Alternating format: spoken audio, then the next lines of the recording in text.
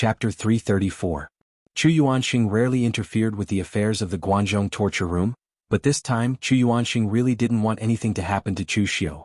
Looking at Yuqi, Chu Yuanxing said in a low voice, "Brother Chu has done so much for the Guanzhong torture room, and now you're going to punish him because of a groundless matter?" Yuqi smiled bitterly and said, "Hero Chu, you've misunderstood. The hall master and the other lords don't want Brother Chu to be wrongly accused, so they called him to the main hall for questioning. If Brother Chu is innocent, then they will naturally refute the rumors. Moreover, the hall master only invited Brother Chu here, not arrested him. Otherwise the people going would not be me but those guys from the criminal division. Don't worry, Hero Chu. Tomorrow the hall master and the others will gather at the main hall to discuss this matter. Brother Chu is the face of the Guanzhong torture room, so the hall master and the others will definitely handle this matter carefully." Chu Yuanxing nodded and said, "That's good. Since it's like this, Brother Chu can stay at my place today. Is there any problem?" Yuqi nodded and said, "Of course, Brother Chu is not a prisoner. Naturally, you can stay wherever you want." Chu Xiu didn't escape halfway. Now that they were in Guanzhong City, Yuqi naturally didn't worry that Chu Xiu would escape. After Chu Yuanxing brought Chu Xiu to his house, he immediately said to him, "Brother Chu, don't worry. I'll go talk to Brother Guan and guarantee that you'll be fine this time." Chu Xiu waved his hand and said, "Brother Chu, you don't have to do this. Your identity is special. If you talk to Hall Master Guan about these things, I'm afraid it won't be good. It'll be easy for others to gossip." Chu Yuanxing snorted and said, "Let whoever wants to say it. Do you think I'm afraid of them?" As Chu Kuang's only son, this legacy could last for a long time. As long as Guan Xiu was still alive, this legacy could also last for a day. Chu Xiu cupped his hands and said, "Thank you very much, Brother Chu. However, there is one more thing I need to trouble Brother Chu with. I need to trouble Brother Chu to give something to someone." As he spoke, Chu Xiu took out a box and handed it to Chu Yuanxing. Chu Yuanxing asked in surprise, "To whom?" Chu Xiu narrowed his eyes and said, "Give it to Mrs. Guan." Hearing that Chu Xiu wanted to give the item to Mei Qinglian, Chu Yuanxing couldn't help but frown. "Why are you giving it to her?" Chu Xiu smiled and said, "It's just a small gift for Mrs. Guan. It's used to please a woman. You have to know that sometimes, a woman's pillow talk is more effective than any words." Chu Yuanxing curled his lips and said, "Brother Guan isn't the kind of person who is obsessed with women. I guess it's a waste of time for you to give it." Chu Xiu smiled and didn't speak. He didn't know whether Guan Xiu was obsessed with women or not, but Chu Xiu only knew that Mei Qinglian was not a simple woman. In fact, it was really meaningless for Chu Yuanxing to go this time. Whether it was Guan Xiu or the other people in the Guanzhong torture room, they could accommodate Chu Yuanxing on small matters, but they wouldn't let Chu Yuanxing mess around on such a big matter. However, Chu Yuanxing didn't notice this. Holding the thing that Chu Xiu gave him, Chu Yuanxing went straight to the headquarters. On the way, Chu Yuanxing didn't open the box that Chu Xiu gave him. Although he was also curious about what was inside, Chu Yuanxing's character was still trustworthy. If Chu Xiu didn't let him open it, he naturally couldn't open it. When he came to the study, Guan Xiu was still dealing with official business. Seeing that Chu Yuanxing had come, Guan Xiu directly asked before he could speak, "Are you here for Chu Xiu's matter?" Chu Yuanxing was stunned. He swallowed what he was about to say and just nodded. "It's because of Chu Xiu. Brother Guan, since Chu Xiu joined the Guanzhong torture room, he has made a lot of contributions to the Guanzhong torture room. If you punish him now, I'm afraid that the other disciples of the Guanzhong torture room will be bitterly disappointed." Guan Xiu shook her head and said, "If it was something else I can promise you, but Chu Xiu's matter is a bit too big. It must be dealt with strictly. He has made a lot of contributions to the Guanzhong torture room, but if he really offended his superiors and killed his colleagues, I will definitely not forgive him." Seeing that Chu Yuanxing still wanted to say something, Guan Xiu shook her head and said, "All right, Yuanxing, go out. From now on, don't get involved in this matter." Chu Yuanxing had known Guan Xiu since he was a child, so he naturally knew what kind of character Guan Xiu had. Hearing that Guan Xiu said it resolutely, Chu Yuanxing knew that he wouldn't relent, so he could only leave resentfully. After walking a distance away from the study, Chu Yuanxing remembered that he still had something to give to Mei Qinglian. However, as a man, wasn't it a little too reckless to break into Guan Xiu's house? Just as Chu Yuanxing was in a dilemma, he happened to see Mei Qinglian walk in from outside. He quickly handed the box to Mei Qinglian and said softly, "Sister-in-law, this is what Chu Xiu wants to give you. I hope you can put in a good word for my brother in front of the hall master." When he said this, Chu Yuanxing lowered his head. He didn't even dare to look at Mei Qinglian's eyes. For some reason he didn't fear Guan Xiu at all, but he was a little afraid of Mei Qinglian. After taking the box, a strange look appeared in Mei Qinglian's eyes. She slowly said, "As a woman, I shouldn't meddle in master's affairs. However, no matter what, Chu Xiu is an outstanding talent of the Guanzhong torture room's younger generation. It's better to handle this matter carefully. Don't worry, I'll talk to master." Hearing Mei Qinglian say this, Chu Yuanxing also breathed a sigh of relief and hurriedly left. After nightfall, Chu Xiu was sitting in Chu Yuanxing's guest room with a cup of tea in his hand, as if he was waiting for someone. After a while, a black demonic aura rose in the room out of nowhere. As the demonic aura lingered, Mei Qinglian, who was wearing a red dress, walked out. Her red lips were like fire, and coupled with her cold face, it added to her charm. However, Mei Qinglian didn't look like an ordinary weak woman. Her aura was extremely powerful, and even Chu Xiu could feel the immense pressure. Mei Qinglian said calmly, "Chu Xiu, do you know that you're playing with fire now? You discovered my secret and even lured me here. Aren't you afraid that I'll kill you?" Chu Xiu poured a cup of tea for Mei Qinglian and said slowly, "If a martial Dao master wants to kill me, he doesn't even need to say a word. He can crush me with a finger. Since I'm fine now, it proves that Madame doesn't want to kill me yet, right?" Mei Qinglian looked at Chu Xiu with a strange look in her eyes. Actually, she had always been interested in Chu Xiu. She had seen many young talents in the pugilistic world. She had even seen the little celestial master, Zhang Qingzhen, before. However, it was the first time that someone from a humble background could reach the heights that Chu Xiu had. Mei Qinglian's beautiful eyes twitched and she said calmly, "I won't kill you now, but it doesn't mean that I won't kill you in the next moment. Women are fickle, don't you know? Tell me, how did you know that I'm from the devil cult? Also, who are you? Why do you know the totem of the Devil Heart Hall?" Mei Qinglian took out a piece of silk cloth. There was a complicated and strange pattern drawn on it. This was the totem of the Kunlun Devil cult's Devil Heart Hall. Other than the orthodox inheritors of the Kunlun Devil cult, no one else knew about this thing. Chu Xiu said in a deep voice, "There are many people who practice devil arts in this world. However, to have such pure devil qi and hide it secretly, other than the Kunlun Devil cult, I can't think of anyone else. If Madame is from the Kunlun Devil cult, you'll naturally be able to recognize this thing. If you can't, I have other excuses to deal with it. As for why I know about this thing, it's very simple. It's because I'm also a disciple of the Kunlun Devil cult. The devil is formless and the great Tao is boundless. The holy fire refines the heart, and the devil flame devours the sky. I inherited the technique of the Devil Heart Hall's Hall Master, 9 Transformation Devil Heart, Nangong Wuming. Of course, it's not surprising that I know about this." Hearing Chu Xiu's words, Mei Qinglian was not as shocked as Mr. Lu in the past. This was because she had already guessed in this aspect. She had even tried to test Chu Xiu before. After all, Chu Xiu had too many devil arts. If he had obtained them all by chance, it would be too much of a coincidence. If not for the fact that Chu Xiu also knew the techniques of Buddhism and Taoism, Mei Qinglian could even confirm that Chu Xiu was from the devil cult. Later, after Chu Xiu obtained the heavenly demon dance, Mei Qinglian had also tried to test Chu Xiu's attitude towards the Kunlun Devil cult. After all, whether it was the righteous Tao or the rogue cultivators in Jianghu, most people did not have a good impression of the devil cult. However, Chu Xiu was different. He did not seem to have a bad impression of the Kunlun Devil cult. Mei Qinglian suddenly thought of what Chu Xiu had done in Eastern Qi. She asked, "Have you been in contact with the people of the Phaseless Devil sect?" Chu Xiu nodded and said, "Yes, Mr. Lu from the Phaseless Devil sect helped me a lot." Mei Qinglian sneered and said, "Mr. Lu? Are you talking about that kid Lu Jin? Their Phaseless Demon sect was extremely loyal to the Kunlun Demon sect.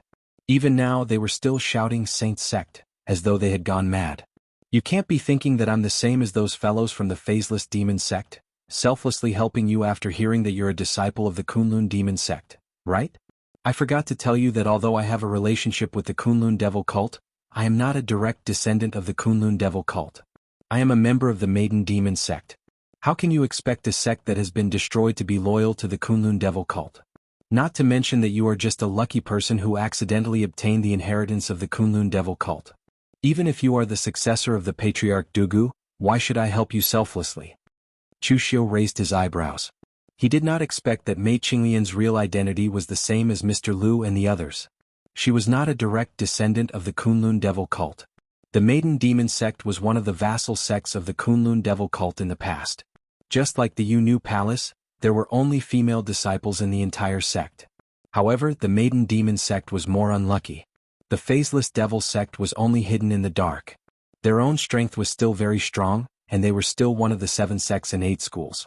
However, the Maiden Demon sect had disappeared without a trace 100 years ago. Even the pugilistic world thought that the Maiden Demon sect had completely lost its inheritance. They did not expect that there was still a Mei Qinglian. Chapter 335. Chu Xiu didn't find Mei Qinglian's attitude strange at all. No matter how loyal the people of the devil cult were, they couldn't all be like the Phaseless Demon sect. After such a long time since the Kunlun devil cult was destroyed, they were still so loyal and wanted to restore the devil cult. The Darkness Demon sect hadn't appeared in the pugilistic world for 100 years.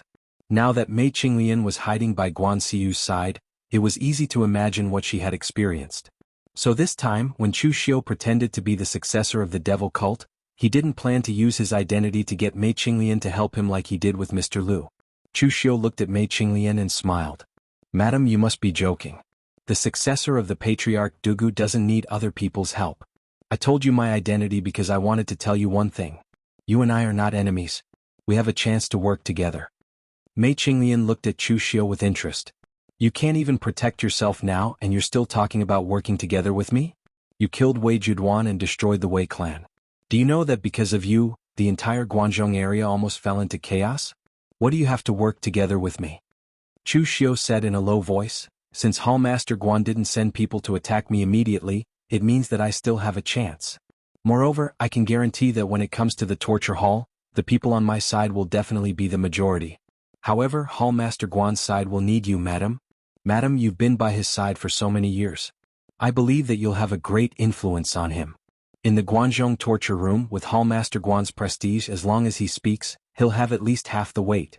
As long as I can get through this, the position of Guanxi torture officer will definitely be mine." Mei Qinglian raised her eyebrows and said indifferently, "You're quite confident. However, I want to ask, what will I get from this? Don't tell me you really think that I should help you for free just because you are a direct descendant of the devil cult?" Chu Xiu smiled and said, "Madam can get a lot of things and that is my support. I believe that Madam should be able to tell that although Hallmaster Guan dotes on Madam, the other disciplinary officers are somewhat dissatisfied with Madam. They don't want a woman to meddle in the affairs of Guanxi. Once Madam shows any signs of doing so, they will resist and oppose you. With my identity and the fact that Madam has helped me this time, I will definitely stand behind you in the future. Helping me now is equivalent to helping yourself, Madam." Chu Xiu didn't ask what Mei Qinglian was plotting by Guan Xiu's side or what plans she had. Sometimes it was hard to be muddle-headed. Knowing too much was actually not good for oneself. However, Chu Xiu knew that Mei Qinglian definitely needed to obtain a large portion of power in the Guangzhong torture room. However, she clearly didn't have this opportunity now. Mei Qinglian was also present when the Guangzhong torture room was selecting people to participate in the God Weapon Conference. At that time, Mei Qinglian was only a spectator and didn't even say a word. Even so, it still caused the other disciplinary officers and the head of the disciplinary officers to be somewhat dissatisfied. One could imagine how much resistance Mei Qinglian would face if she really began to meddle in the affairs of the Guangzhong torture room. It had to be said that the martial world was actually somewhat unfair to women. Just like most aristocratic families and sects, although there were female disciples, other than sects like the Yu Palace that were all made up of women, it was extremely difficult for the female disciples of other sects to meddle in the affairs of the sections. It was basically impossible for them to reach a high position. After muttering to herself for a long time, Mei Qinglian suddenly smiled. Most of the time her expression was cold. Now that she smiled like this, there was a kind of coquettish charm. "I finally know how you were able to reach your current position. It's not only because of your strength but also because of your mouth. Your ability to bewitch people's hearts is really good. No wonder you're the successor of my holy church." Chu Xiu said calmly, "I'm not bewitching people's hearts. I'm just speaking the truth. Since we're all from the same holy church, there's a basis for cooperation. However, I only believe in benefits. Without benefits it's useless no matter what I say. Madam can bring benefits to me now and I can bring benefits to you in the future. That's enough. Back in Eastern Qi, Mr. Lu from the Phaseless Demon sect helped me greatly. I didn't mistreat him either. Most of the treasures that Prince and Li's residence has accumulated over the years have been taken away by the phaseless demon sect. A layer of black fog bloomed around Mei Qinglian. She took a deep look at Chu Xiu and said, "I hope you can bring me benefits when the time comes." As soon as she finished speaking, Mei Qinglian's figure disappeared into the black fog, completely disappearing. Chu Xiu picked up the cup and drank the tea in it. He let out a long breath. It was very tiring to deal with people at the martial Dao Grandmaster level, especially when this person was a woman. Even Chu Xiu, who thought he had a good understanding of people's minds, couldn't figure out what a woman was thinking. However, the identity of the Kunlun devil cult was relatively useful. Without this identity, Mei Qinglian probably wouldn't even have the mood to talk nonsense with Chu Xiu. She would just slap him to death. However, at this time Chu Xiu had a very strange thought. He had pretended to be a disciple of the Kunlun devil cult twice. If he continued to pretend like this, would he really become a member of the Kunlun devil cult one day? At this time in the punishment hall's headquarters, Mei Qinglian changed into a light blue dress. Compared to the red dress just now, she was more elegant and less aggressive. She walked into Guan Xiyu's study with a bowl of chicken soup. Seeing that Guan Xiyu was still deep in thought, she put the chicken soup on Guan Xiyu's table and walked behind him. She gently squeezed his shoulder and said, "Master, are you worried about Chu Xiu?" Guan Xiyu frowned and nodded. "I didn't expect Chu Xiu to be so bold. He actually dared to kill his superior. His reasons and excuses are also very ridiculous. Anyone can see that the Wei family absolutely has no reason to kill Wei Juduan. They also don't dare to kill Wei Juduan." At this time, Guan Xiyu was really at a loss. Although Chu Xiu had a clumsy excuse and sent people to dispose of the corpse to make it unrecognizable, saying that the corpse was damaged by the stellar energy during the fight, after careful consideration, Chu Xiu was still the most suspicious person. Severely punishing Chu Xiu would definitely not wrong him. However, if he was severely punished, it would not be good for the Guanzhong torture room. Chu Xiu's talent and strength were clear for all to see. He was in the top 10 of the Longhu leaderboard and had the strength to kill someone at the unity of heaven and man realm. In any sect, he was a person who could hold up the facade. In the past, the Guanzhong torture room did not have such a person. Now they did. However, according to the laws of the Guanzhong torture room, they had to be crippled or even killed. That would be a great loss for the Guanzhong torture room.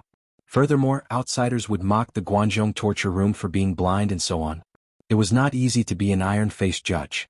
In the past, when Guan Xiyu had just taken over as hall master, he could cripple his own personal disciple without hesitation for the sake of the Guanzhong torture room's laws. But now, for the benefit of the Guanzhong torture room, he was not sure if he should kill Chu Xiu. At this time, Mei Qinglian's hand, which was pressed on Guan Xiyu's back, suddenly moved. A strange rhythm floated through the entire study. It was formless and silent. Guan Xiyu did not sense it at all. Mei Qinglian softly said, "Actually, it would be better if Master thought about this from a different angle. Don't you know what kind of person Wei Juduan is? That old thing is greedy beyond measure. Although we have to rely on him to guard the Guanxi area all these years, he has tarnished the reputation of the Guanzhong torture room. Wei Juduan's death does not affect the Guanzhong torture room at all. But what about Chu Xiu? He is a talent of the younger generation of the Guanzhong torture room. Regardless of whether he is killed or crippled, the loss is the strength of the Guanzhong torture room. On one side is a talent of the younger generation of the Guanzhong torture room, and on the other side is an old man who deserves to die. The choice is already very obvious.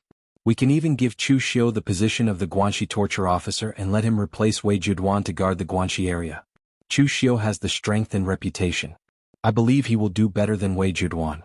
Guan Xiyu closed his eyes slightly. He had always been full of energy, but now he suddenly felt a little tired and even wanted to sleep. Narrowing his eyes, Guan Xiyu said in a low voice, "But if we just let Chu Xiu be like this and even give him the position of the Guanxi torture officer, isn't it equivalent to destroying the laws of the Guanzhong torture room? And if we help Chu Xiu do something like this, I'm afraid he will go even more overboard in the future." Mei Qinglian smiled and said, "The laws of the Guanzhong torture room are to make the Guanzhong torture room stronger. But right now, not punishing Chu Xiu can already make the Guanzhong torture room stronger. Since this is the case, why do we have to rigidly follow the laws of the Guanzhong torture room? Moreover, there is no direct evidence of Chu Xiu's death, right? As for Chu Xiu, Master doesn't need to worry at all. Wei Juduan is just a mediocre good-for-nothing, and he is greedy for power. That's why he died in the hands of Chu Xiu. With Master's strength and status, Are you afraid that you can't suppress Chu Xiu? Guan Xiu patted Mei Qinglian's hand and sighed. Madam, you are still thinking of everything. I am old and there are some things that I can't think of thoroughly. Mei Qinglian gently squeezed Guan Xiu's shoulder and said, Don't talk nonsense. Master, you are in the prime of your life. How can you be old? It's just that there are too many things to do in the Guanzhong torture room, and it has distracted you. It's a pity that I'm just a woman. I can only give you ideas in the dark, but I can't help you with your worries directly. Guan Xiu smiled and said, I am already so old. How can I not be considered old? In the past, when I first took over the Guanzhong torture room, I didn't feel tired as easily as I do now. Forget it, go and rest first. We will see what others say tomorrow. Chapter 336. Early in the morning in the Guanzhong torture room's main hall, 3 torturers from all over Guanzhong had come. Of course, one of them would never be able to come. Only Si Ming, the 3rd leader of the Criminal Investigation Division, had come. The other 2 leaders hadn't arrived. The Criminal Investigation Division represented the Guanzhong torture room's most elite fighting force. Typically, they wouldn't get involved in such matters. Si Ming was only here to listen on behalf of the Criminal Investigation Division. He wouldn't express any opinions. Wei Juduan's death had caused a huge commotion. It wasn't as if no one in charge of the Guanzhong torture room had died accidentally. However, Wei Juduan could be said to be the first to die at the hands of his own subordinates. As for how to deal with Chu Xiu, this was definitely a major matter that concerned the future of the Guanzhong torture room. Therefore, the other people in charge of the Guanzhong torture room had to express their opinions. In the torture hall's headquarters, Guan Xiu looked at the people below and said in a deep voice, Tell me, how should we deal with Chu Xiu's matter? Yin Badong was the first to speak. Hallmaster, is there a need to ask such questions? Does Chu Xiu think we're all idiots? He actually used such a clumsy excuse to deceive us. Wei Juduan was clearly killed by him. Everyone in the Guanzhong torture room knew that Wei Juduan and Yin Badong weren't on good terms. There was quite a bit of enmity between them. Now that Wei Juduan was dead, Yin Badong should be clapping his hands in celebration. In reality, Yin Badong was really clapping his hands in celebration. However, Wei Juduan had a grudge against him and so did Chu Xiu.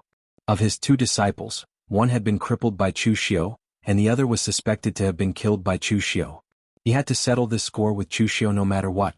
It was good that Wei Juduan was dead. It was even better that Chu Xiu was dead. Hearing Yin Badong say this, Chu Simo said calmly, Everything in the Guanzhong torture room requires evidence. Do you have evidence to prove that Chu Xiu killed Wei Juduan? Last time, when Yin Badong had caused trouble for Chu Xiu, Chu Simo had jumped out to stop him. This had already displeased Yin Badong. He didn't know when Chu Simo had started colluding with Chu Xiu. Yin Badong snorted. Evidence? Is there any need for evidence when even an idiot can see through it? Chu Simo retorted, You don't have proof but I do. At the time of the incident, other than Chu Xiu's subordinates, there were also the Wei family members who were all killed. However, Wei Juduan's adopted son Yang Ling was there. Right now, Yang Ling has been summoned to the main hall.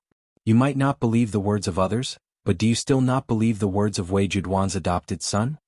Chu Simo said to Guan Xiu, Hallmaster will know once we ask him. We don't have physical evidence but we have witnesses. Guan Xiu nodded. Go and bring Yang Ling over.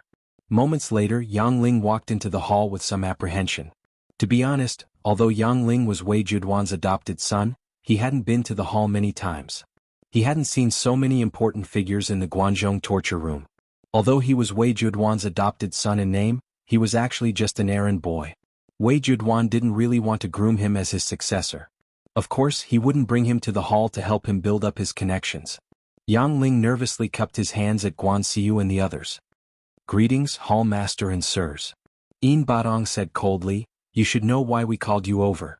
Previously in Guanxi, you said that it was the Wei family who killed your adoptive father. I know you have your concerns and don't dare to speak the truth. Now, in front of us you can speak freely. Who killed Wei Juduan? Yang Ling said with a puzzled look, Lord Yin, what do you mean? I have no concerns. My adoptive father was killed by the Wei family. Yin Badong frowned when he heard that. Previously, he had also investigated Yang Ling's matter. He discovered that Yang Ling and Chu Xiu should not have any relationship, and the 2 of them even had conflicts. Wei Juduan wanted to take care of his adopted son and was afraid of Chu Xiu, So he gave the state capital that should have been given to Chu Xiu to Yang Ling and made him the patrol envoy. Therefore the relationship between the two of them should not be good.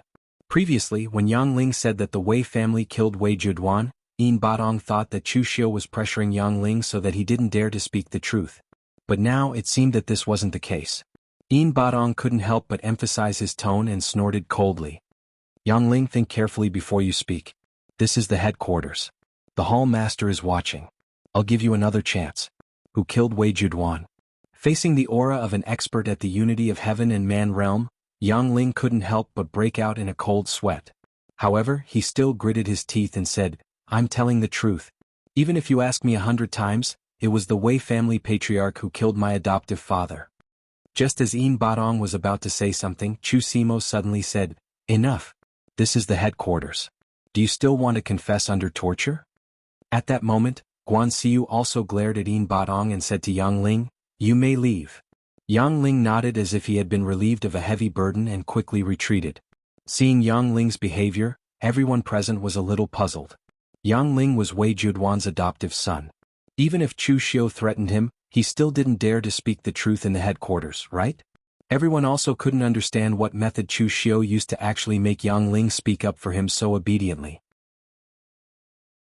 Guan Xiu looked at Si Ming and Xiao Yi and said in a deep voice, The two of you tell me, what do you think about this matter? Yin Badong stared at Xiao Yi and Si Ming. Right now he and Chu Simo each had their own opinions. If these two also agreed to punish Chu Xiu, even Guan Xiu would have to consider the opinions of the majority. Si Ming said, The Criminal Investigations Division has never cared about these matters. We will do whatever the hall master says. Si Ming chose to abstain. This was very normal. After all, he had no relationship with Chu Xiu, but he didn't have any ill feelings towards Chu Xiu. The existence of the Criminal Investigations Division was the elite force of the Guanzhong torture room to kill people. The Criminal Investigations Division didn't want to care about these messy matters, and there was no need for them to care. Xiao Yi pondered by the side. After a while, he knocked on the table and said, I feel that this matter should be investigated carefully. I'm afraid you don't know Chu Xiu's status in the underworld. Even among the top 10 warriors on the Longhu list, Chu Xiu's reputation is considered to be in the front. My Guanzhong torture room has been silent for so long. Do you know what the image of the Guanzhong torture room in the underworld was in the past? It was just a constable who specialized in solving cases. It was lukewarm and would forever be a subordinate in the underworld. Now Chu Xiu is famous in the underworld. He came from the Guanzhong torture room. When the people of the underworld mention Chu Xiu, they can't forget the Guanzhong torture room. Chu Xiu's existence can also tell the entire underworld that the Guanzhong torture room also has the ability to nurture such an outstanding person. Through Chu Xiu, the people of the underworld can also know how powerful the Guanzhong torture room is. To put it simply, the current Chu Xiu is the face of the Guanzhong torture room. We can investigate and deal with this matter, but we must be careful. Otherwise, if we destroy our own face, it will be a joke. Xiao Yi said so much, but he didn't make it clear whether he supported punishing Chu Xiu or letting Chu Xiu go. However, the people present weren't stupid. They could clearly hear the meaning in his words. He was actually on the side of Chu Xiu. Although there was no direct evidence that Chu Xiu killed Wei Juduan, he did it too blatantly and couldn't stand scrutiny. Xiao Yi said that this matter needed to be investigated carefully. He had laid out so much for Chu Xiu's role in the Guanzhong torture room. Didn't he mean to let Chu Xiu go? As soon as Xiao Yi said this, Yin Butong's expression darkened. To be honest, Yin Badong never expected Xiao Yi to stand on Chu Xiu's side. Among the 4 torture masters of Guanzhong, Xiao Yi was the youngest and the strongest. Although he usually seemed frivolous, he carried a lot of weight. Once he made a decision, it was more effective than Yin Badong and Chu Simo combined. At this time, Yin Badong could only look at Guan Xiu. If Guan Xiu insisted on punishing Chu Xiu, then it would be useless even if everyone stood on Chu Xiu's side. In the Guanzhong torture room, Guan Xiu's prestige was enough to take up more than half of the weight. Among the past hall masters of the Guanzhong torture room, the ones with the most weight were the previous hall master, Chu Kuanga, and the current hall master, Guan Xiu. Chu Kuanga completely relied on his own strength and personal charisma, while Guan Xiu led the Guanzhong torture room to prosperity and confirmed the status and strength of the Guanzhong torture room. Only the two of them had the right to have the final say in the Guanzhong torture room. At this time, Guan Xiu was also frowning in thought. To be honest, he never expected Chu Xiu's prestige in the Guanzhong torture room to be so high. It was one thing for Chu Simo to speak up for him, but now even Xiao Yi was speaking up for Chu Xiu. This was enough to prove Chu Xiu's value. Xiao Yi didn't form cliques in the Guanzhong torture room. Although he usually appeared to be a little lazy, he was the person with the least petty thoughts in the Guanzhong torture room. He was also a person who truly thought for the interests of the Guanzhong torture room. Even he had stated Chu Xiu's value, which proved that severely punishing Chu Xiu now was indeed not beneficial to the Guanzhong torture room. However, Guan Xiu vaguely felt that it seemed a little inappropriate to let Chu Xiu off just like that. But just as this thought rose in his mind, he couldn't help but think of what Mei Qinglian had said to him yesterday. Guan Xiu subconsciously said, "In that case we really have to be more cautious in this matter. Otherwise the Guanzhong torture room will be the one to suffer. Let's put Wei Juduan's death aside for now. Just send a few people to keep an eye on it. Chu Xiu has nothing to do with this case for the time being." Hearing Guan Xiu say this, Yin Badong suddenly looked unlucky. Although Guan Xiu didn't say that he would completely clear Chu Xiu of suspicion, he had already said that this case would be put aside for now, so it was no different from ending it.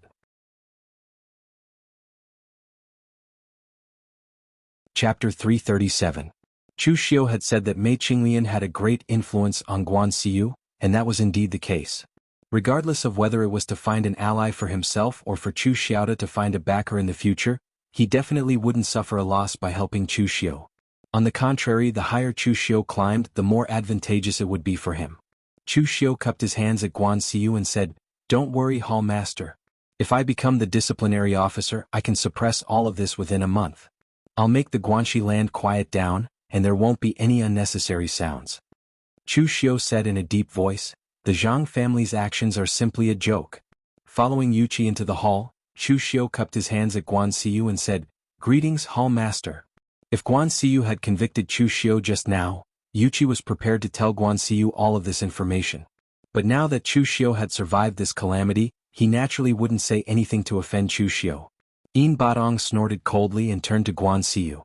He cupped his hands and said, "Hall Master, the penal officer is different from other positions. One must be cautious. In the past, when Wei Juduan was still around, he relied on his prestige to suppress the Guanxi region. But now, Chu Xiu hasn't even come to power, but he has already caused the Guanxi region to be filled with resentment. If Chu Xiu becomes the penal officer, the Guanxi region will definitely be in chaos." Guan Xiu nodded and said in a deep voice, "Chu Xiu, let's put aside the matter regarding Wei Juduan for now. Now that Chu Simo has suggested that you take over as Guanxi's penal officer, what do you have to say?" Chu Xiu smiled and said, "It's very simple. If Hall Master is determined to punish me, then it won't be you, Brother Yuqi. I probably won't have a chance to defend myself. And since Brother Yuqi is here, I reckon I've almost survived this calamity. Guanzhong is the Guanzhong torture room's Guanzhong. When did the Zhang family have the right to tell us what to do? Wei would find out about this sooner or later." However, Guan Xiu had gathered everyone to discuss matters early in the morning, and he hadn't had time to inform Guan Xiu. Before Yin Badong could continue speaking, Chu Xiu said coldly, "Also, does Lord Yin mean that you look down on my Five Chi's origin realm? It's not wrong that the disciplinary master wants to look at ability and strength. Although I, Chu Xiu, am only at the Five Chi's collecting mind, it's not like I haven't killed someone at the oneness of heaven and man realm before. Since Lord Yin has doubts about my strength, then fine, why don't we go out and have a spar? Let's see if I'm qualified to take over this position." Yin Badong choked on Chu Xiu's words.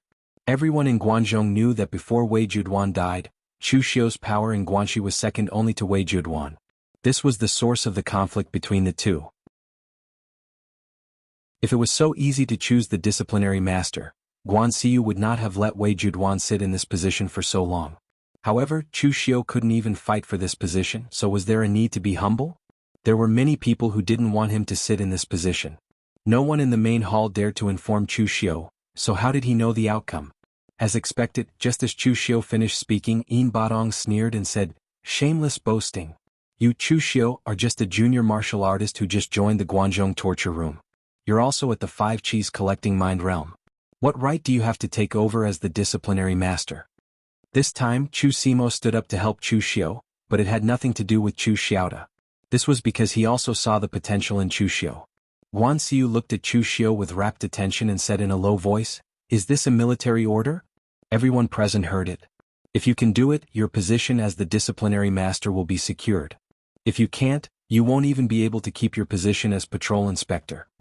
Chu Xiu had been summoned to Guanzhong this time, and his future was unknown. It would be surprising if those people who wished for nothing more than for him to die did not stir up some trouble. Guan Xiu coughed and said, "All right, we're all members of the Guanzhong torture room. It's not the critical moment. What's the point of fighting and killing among our own people?" If it were anyone else who encountered Guan Xiu's question, they might be a little humble. Chu Simo didn't have much of a relationship with Chu Xiu, but ever since Eastern Qi had returned, his foster son Chu Xiaoda had strongly recommended Chu Xiu to Chu Simo. He had told Chu Simo that as long as he stood on Chu Xiu's side, there would definitely be benefits in the future. Yuqi laughed bitterly and said, "You're really open-minded.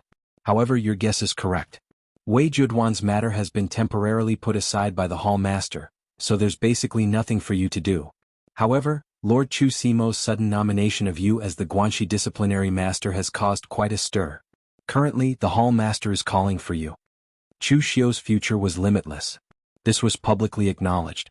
Even if Yuqi was Guan Xiu's personal disciple, there was no harm in forming a good relationship with Chu Xiu. However, Yin Badong had brought up the matter again, so he could only tell the truth. Chu Xiu smiled and said, "Of course it's a military order. If I can't even handle such a small matter, I won't even be able to be the disciplinary master, let alone take my position."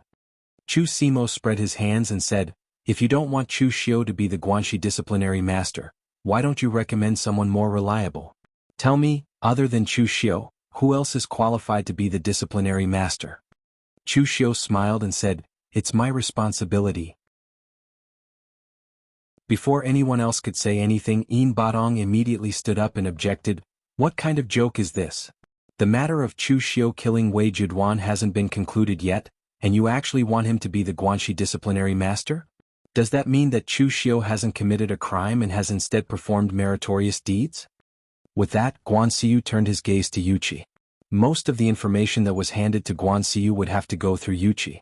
When Guan Xiu had just taken over the Guanzhong torture room, he had also ruthlessly killed many martial arts factions that dared to despise and challenge the dignity of the Guanzhong torture room. As an iron-faced judge, he was not only merciless towards his own people, but he was also merciless towards outsiders. This time, although no one had seen Chu Xiu kill Wei Juduan, he had directly blown up the Wei family's patriarch in front of everyone. This was a truly powerful battle record that no one could ignore.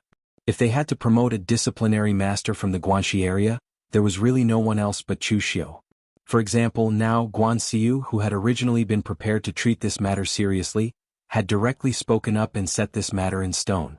Chu Xiu had been able to kill the state of unity of heaven and man at the five Qis toward the origin realm. As long as he could survive this tribulation, he would definitely become a big shot in the Guanzhong torture room in the future. Chu Xiu was not surprised by these matters. He had a great reputation in the Guanxi area, but no matter how great his reputation was, there were more people who hated him. When he saw Yuqi coming, Chu Xiu was not in a hurry. He smiled and said, "It seems that I have survived this tribulation."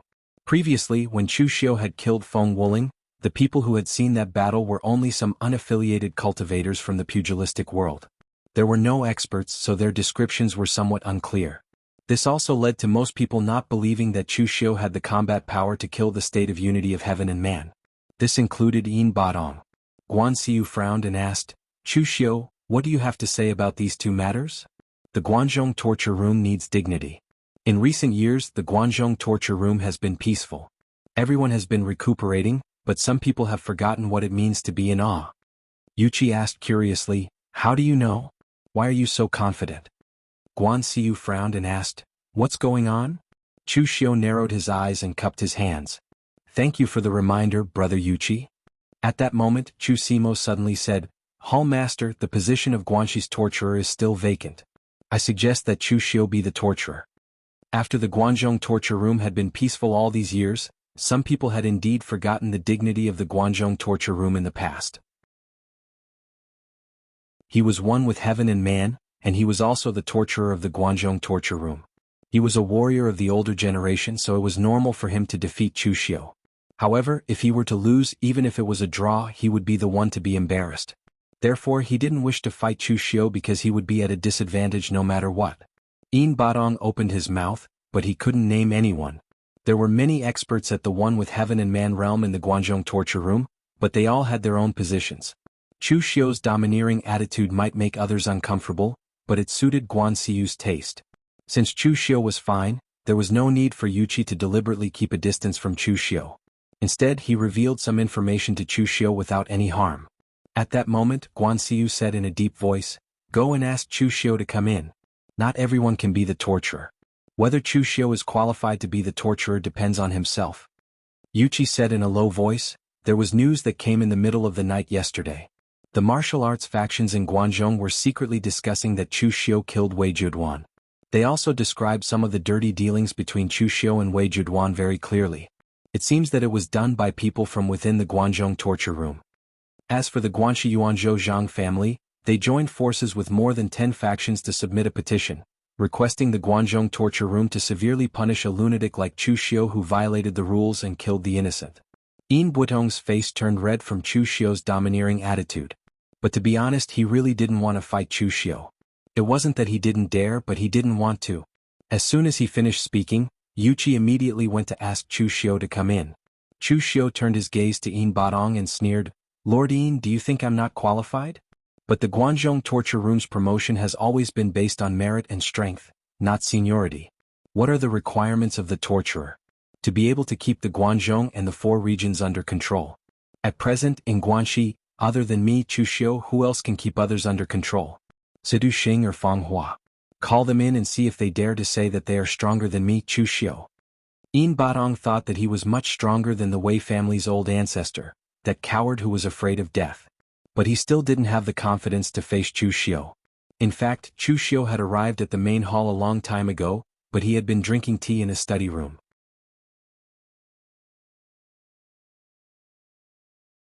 Chapter 338. Although Chu Xiu had issued a military order on the spot, the position of torture officer had successfully fallen into his hands.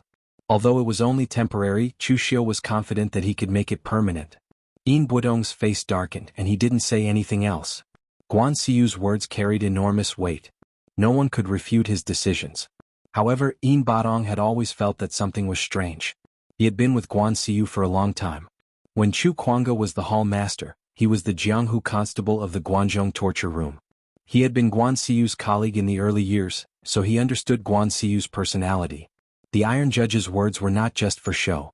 In the early years, Guan Xiyu had indeed been extremely ruthless and wouldn't favor anyone. However, in recent years Guan Xiyu had always made some unexpected decisions. Although it didn't damage the interests of the Guangzhou torture room, it didn't match Guan Xiyu's personality. Just like today, although Guan Xiyu didn't show it clearly, he was definitely biased toward Chu Xiu. Otherwise, Chu Xiu wouldn't have been able to get through the crisis so easily and even get promoted. However, Yin Batong didn't dare to say anything else. He could only leave with a darkened face. After Chu Xiu left the door, Yuqi followed him out. He cupped his hands at Chu Xiu and said, "Congratulations, brother Chu. Not only are you fine this time, but you've also been promoted to torture officer. In the history of the Guangzhou torture room, brother Chu, you are the youngest torture officer." Chu Xiu asked with a smile, "Brother Yuqi, are you envious?" Yuqi shook his head and said, "Others can't be envious of your position. I don't dare to be envious either." Yuqi was a sensible person. Others could only see that Chu Xiu had become the torture officer at such a young age, but no one saw what Chu Xiu had sacrificed for this position. He had really fought with his life on the line. Moreover, Chu Xiu had yet to stabilize his position. The news that came from the Guanxi region just now was enough to explain everything. There were people who were dissatisfied with Chu Xiu internally, and there were also the big clans in the Guanxi region stirring up trouble externally. If Chu Xiu couldn't solve all these problems within a month, he wouldn't even be a patrol inspector, let alone the position of penal officer. At most, he would be thrown into the criminal division to be an ordinary secret agent. Yuqi was cautious by nature. He didn't quite approve of Chu Xiu's extremely dangerous method. One careless move would mean losing the whole game. He was Guan Xiyu's personal disciple.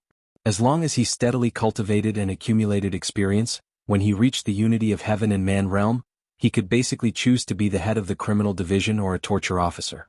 He didn't have to risk his life like Chu Xiu. After exchanging a few words with Yuqi, Chu Xiu walked out the door. Mei Qinglian walked over leisurely from afar. Chu Xiu only cupped his hands at Mei Qinglian and didn't say much. There were many people in the main hall, so it was better to keep a low profile.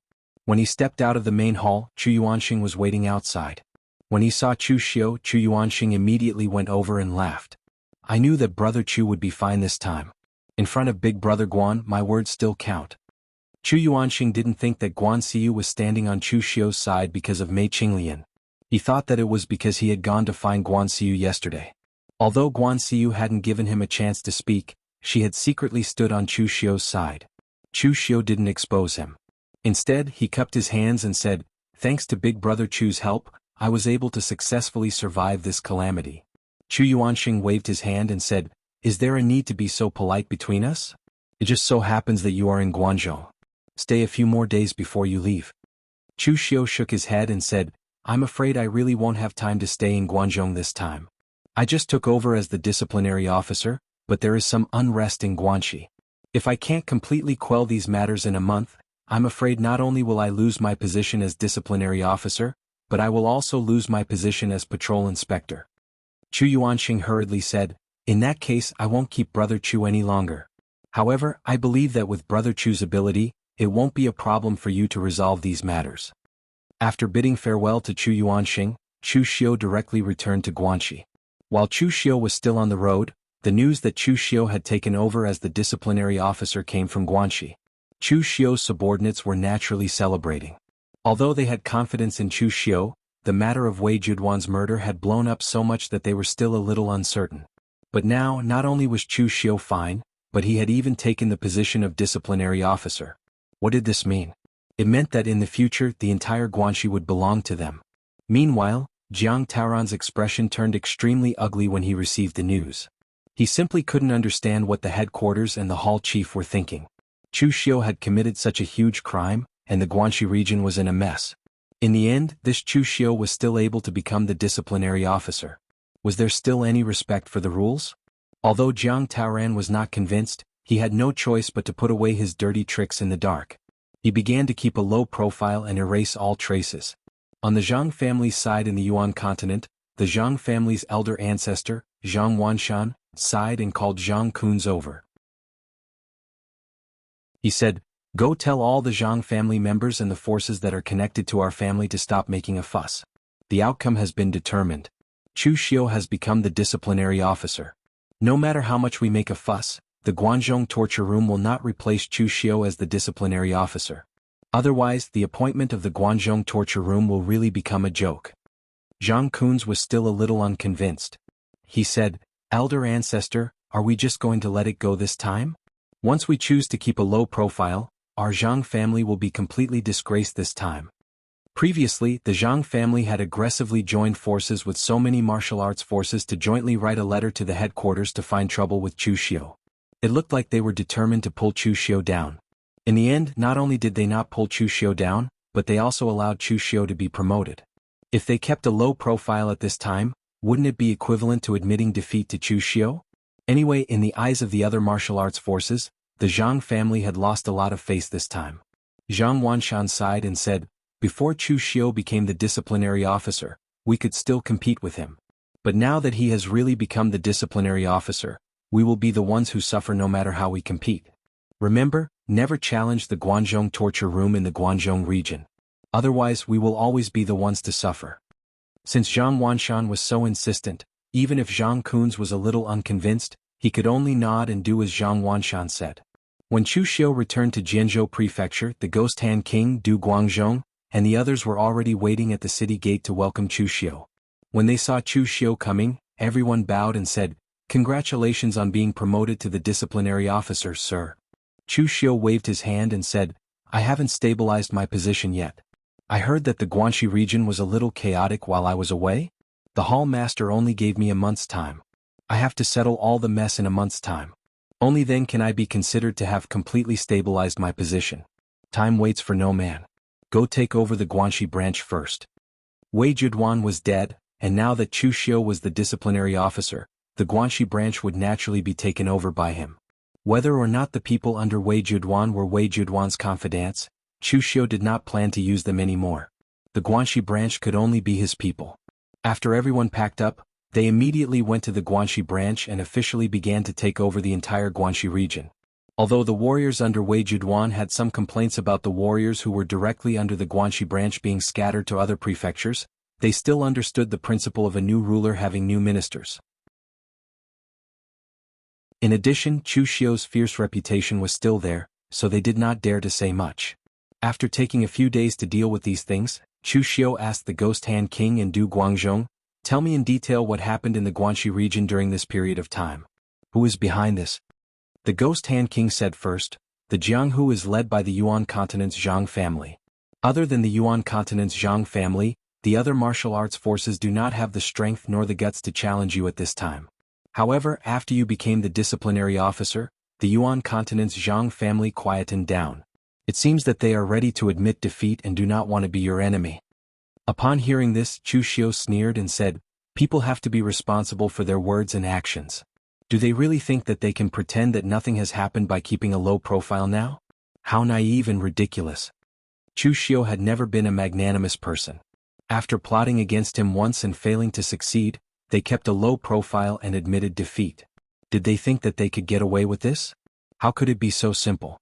For people in the Jianghu, it is always more effective to talk about swords and fists with them than to reason with them. If someone offends you, stabbing them with a knife is always more effective than compromising with them. Du Guangzhong said at the side, "There are also some people who spread the news that you killed Wei Juduan in the Jianghu. They also said some dirty things between you and Wei Juduan clearly and logically. This was definitely done by the people in the Guanxi torture hall. I sent people to investigate. The person who did it was very careful and did not leave any traces. However, even the stupidest method of elimination could be used to deduce who was the one who secretly did it. Situ Xing and Fang Hua did not have the guts nor the reason to do it. I sent people to investigate. They were definitely not the ones who did it. Since this is the case, there is only Jiang Taoren left."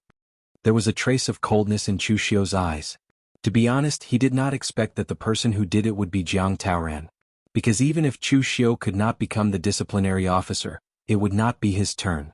What he did was purely harming others without benefiting himself. However, Chu Xiu did not want to know why Jiang Taoren did this. In any case, for him, these were the people he was going to clean up this time.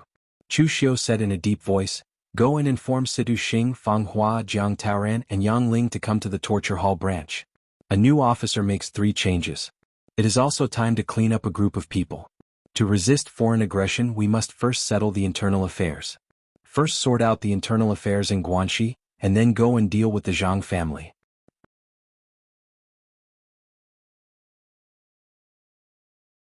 Chapter 339. In the hall of the Guanxi branch, Situ Xing, Fang Hua, Yang Ling and Jiang Taoren were all there. However, the 4 of them were in 3 different states at this time. Yang Ling was very proud because in the end he still made the right bet. Standing on Chu Xiu's side was always the right thing to do. Now that Chu Xiu has become the penal officer, he who has always stood on Chu Xiu's side will certainly get a lot of rewards. Situ Xing and Fang Hua, on the other hand, have an indifferent attitude. They are all veteran inspectors. Even if Chu Xiu plays the game of changing the emperor and changing the ministers, he still won't be able to change them. Moreover, although their relationship with Chu Xiu was not very good, it was not too bad. They did not become enemies, so they are not worried that Chu Xiu will settle accounts with them. As for the last one, Jiang Taoren, he is very nervous. Although most of the traces of what he did in the dark have been cleaned up by him, Jiang Taoren is still somewhat worried that someone will find some clues. In the hall, the 4 people each have their own thoughts. They did not even say a word. After a long time, Chu Xiu pushed open the door of the hall and walked in. The black robe that represents the penal officer looks very oppressive. His imposing manner is even stronger than Wei Juduan's in the past. This made Fang Hua and Situ Xing subconsciously sit up straight, not daring to be presumptuous. He went straight to the main seat and sat down. Situ Xing and the others subconsciously stood up and respectfully cupped their hands and said, "Greetings, Darren." Previously, Situ Xing and Fang Hua were still thinking that the 2 of them are veteran inspectors, but in the end, Chu Xiu, a junior, climbed over their heads. Will it be a bit awkward for them to salute Chu Xiu? But when they see Chu Xiu now, they know that their worries are unnecessary. Just by relying on Chu Xiu's imposing manner and the strength that he has always shown, it is enough to crush them. Of course, the 2 of them still had complicated thoughts. When Chu Xiu first came to Guanxi, they didn't even look at Chu Xiu and didn't even bother to greet him. In the end, only a few years later they had to greet Chu Xiu. This made them feel a little upset. Chu Xiu waved his hand and said indifferently, "Have a seat." We're all old acquaintances, so I won't say anything more. When Wei Jieduan was around, the Guanxi region was turned into a mess by him. Now that he's changed, the rules will naturally have to change as well. Both Situ Xing and Fang Hua nodded their head. A new official will make a clean sweep. With Chu Xiu's character, if he is still amiable, it would be strange if the Guanxi area remains the same as before. Chu Xiu said in a deep voice, "Actually, I only have one request, and that is to be tough against outsiders. Don't forget who is the master of the Guanzhong region.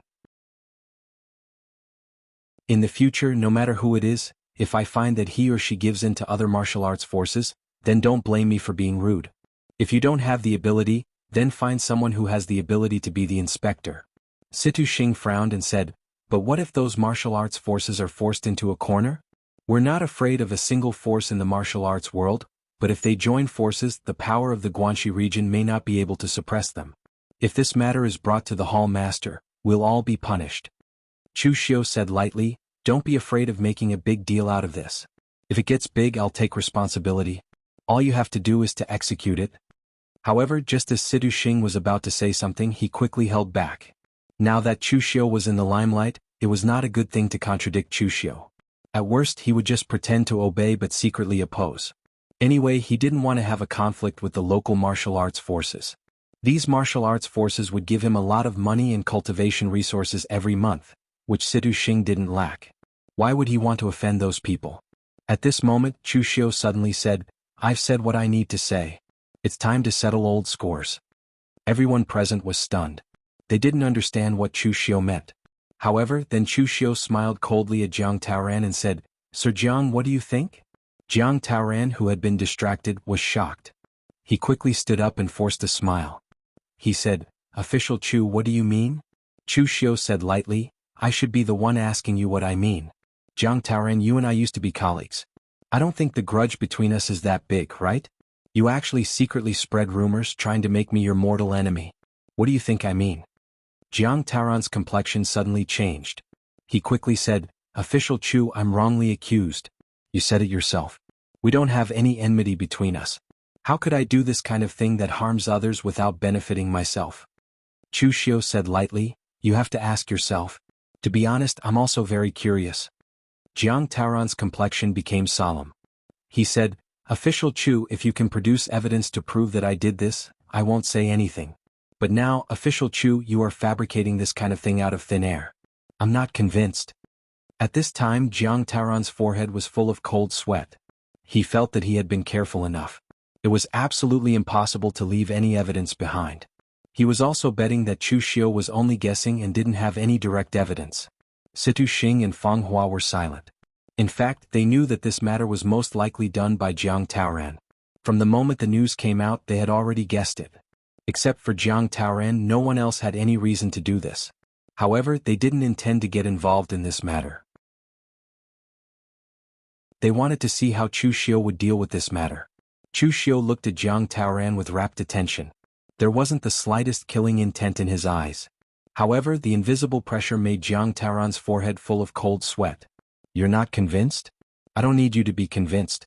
I don't have any evidence. I, Chu Xiu, don't have the habit of relying on evidence when doing things. Too many people have died in the Guanxi branch during this period of time. I don't want to kill any more. Now I'll give you two choices. One is to cripple your own martial arts and get out of the Guanzhong torture room. The other is, if you can't do it, I'll cripple your martial arts for you." As soon as Chu Xiu's words came out, except for Yang Ling, the three people present were stunned. They didn't expect that Chu Xiu would be so ruthless. No matter what, Jiang Taoran was the inspector in charge of 2 prefectures. Not only did he want to give up this power, Chu Xiu even wanted to cripple Jiang Taoran's martial arts. This was no different from killing him. Jiang Taoran shouted angrily, "Chu Xiu! No matter what, I'm still the inspector of the Guanzhong torture room. You want to cripple my martial arts without any evidence and kick me out of the Guanzhong torture room. What right do you have? I want to go to the hall master and ask for an explanation. I don't believe that in this Guanzhong torture room, you, Chu Xiu, can still cover the sky with one hand." At the side, Situ Xing and Fang Hua couldn't sit still at this time. The two of them quickly tried to persuade him, "Your Excellency, isn't this punishment a bit too heavy? Please reconsider." The two of them didn't have the slightest relationship with Jiang Taoran. Right now they were trying to persuade Chu Xiu purely because they felt some sympathy for the death of the rabbit. Chu Xiu treated Jiang Taoran like this today. Would he do the same to them in the future? Situ Xing and Fang Hua didn't know, so they tried to persuade him. However, at this time Chu Xiu seemed to not hear their words. He just looked at Jiang Taoran and said with an expressionless face, "It seems that you chose the second one? Well, I'll fulfill your wish." As soon as his voice fell, Chu Xiu's figure moved. In a flash, he had already arrived in front of Jiang Taoran. A golden light bloomed. The great King Kong will seal suddenly fell. The bright golden light suddenly shone in the entire meeting hall. With Chu Xiu's current strength, he could easily kill some of the weaker unity of the Heaven Realm martial artists. For example, the Wei family's ancestor. With Jiang Taoran's current strength, he didn't have the slightest strength to fight back in front of Chu Xiu. Under the great King Kong wheel seal, Jiang Taoran couldn't dodge. But under Chu Xiu's great King Kong wheel seal, his pitiful aura didn't even last for a breath's time. His whole body was directly blown away. However, not waiting for him to fly far away, Chu Xiu directly followed up. A palm print was printed on Jiang Taoran's dantian. The powerful palm force directly smashed Jiang Taoran's dantian and tore the meridians in his body. Jiang Taoran suddenly spat out a mouthful of blood. His eyes revealed unwillingness and regret. But soon after, because he couldn't bear this kind of injury, he directly fainted. Chu Xiu lightly said, "Drag Lord Jiang out." Lord Jiang is worried about official affairs, which caused his old injury to relapse. He needs to recuperate for a while. I'm afraid he can no longer continue to be a patrol. As soon as his voice fell, several Jianghu constables immediately came in. As if dragging a dead dog, they immediately dragged Jiang Taoran out. Seeing this scene, Situ Xing and Fang Hua suddenly shivered. They had a new understanding of Chu Xiu's strength and overbearingness. But on second thought, Chu Xiu even dared to kill Wei Juduan. What else does he not dare to do? That Jiang Taoran was also courting death. If his little tricks were used on a reasonable person, it wouldn't be a big deal. But right now, Chu Xiu didn't want to be reasonable with him. No matter what evidence you have, if I want to kill you, then you must die. If I want to cripple you, you won't be able to leave Guanxi branch standing. Turning around, Chu Xiu showed a bright smile to Sidu Xing and Fang Hua and said, "You two don't need to take it to heart. In fact, I am a very reasonable person. If people don't offend me, I won't offend them. You are different from Jiang Taoran, so naturally I won't treat you like this." Sidu Xing and Fang Hua showed an ugly smile. At this time, even if they don't believe it, they have to force themselves to believe it. Otherwise they will die very miserably. Chu Xiu waved his hand and called Du Guangzhong, Ghost Hand King, and the others in and said in a deep voice, "At present there are some accidents in my Guanxi branch, so there is a serious shortage of manpower. Therefore, I decided to promote some patrol to a higher position and reorganize the order of the whole Guanxi branch." Hearing this, Yang Ling, who was on the side, became spirited. Those who should be killed were killed, those who should be crippled were crippled. It's time to harvest.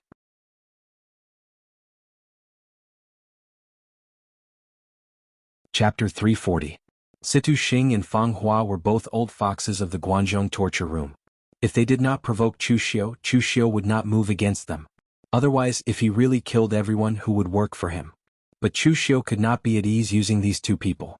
His own people had to occupy the majority. Chu Xiu said gravely, "The prefectures that were previously in Wei Changling's hands are now under Yang Ling's jurisdiction." It could be said that Yang Ling had put in a lot of effort in this matter and also proved his loyalty to Chu Xiu. This prefecture was what Yang Ling deserved. Although Yang Ling's strength was not great, he was clever and capable. He had been at Wei Juduan's beck and call for so many years to help him deal with some chores. Everything was done in an orderly manner. Otherwise, it would be impossible for him to stay by Wei Juduan's side for so long. Hearing this, Yang Ling immediately stood up and bowed to Chu Xiu. "Thank you, official." His thanks were sincere. From this, it was possible to see the difference between Chu Xiu and Wei Juduan. In the past, he had followed Wei Juduan for so many years, but Wei Juduan only promised him a pile of empty promises and nothing practical. Even Wei Juduan's famous dragon-chasing hand, until his death, he did not pass any to Yang Ling. After following Chu Xiu, he managed to obtain 2 prefectures in succession. Although it was a little dangerous, the benefits he gained were huge. Chu Xiu continued.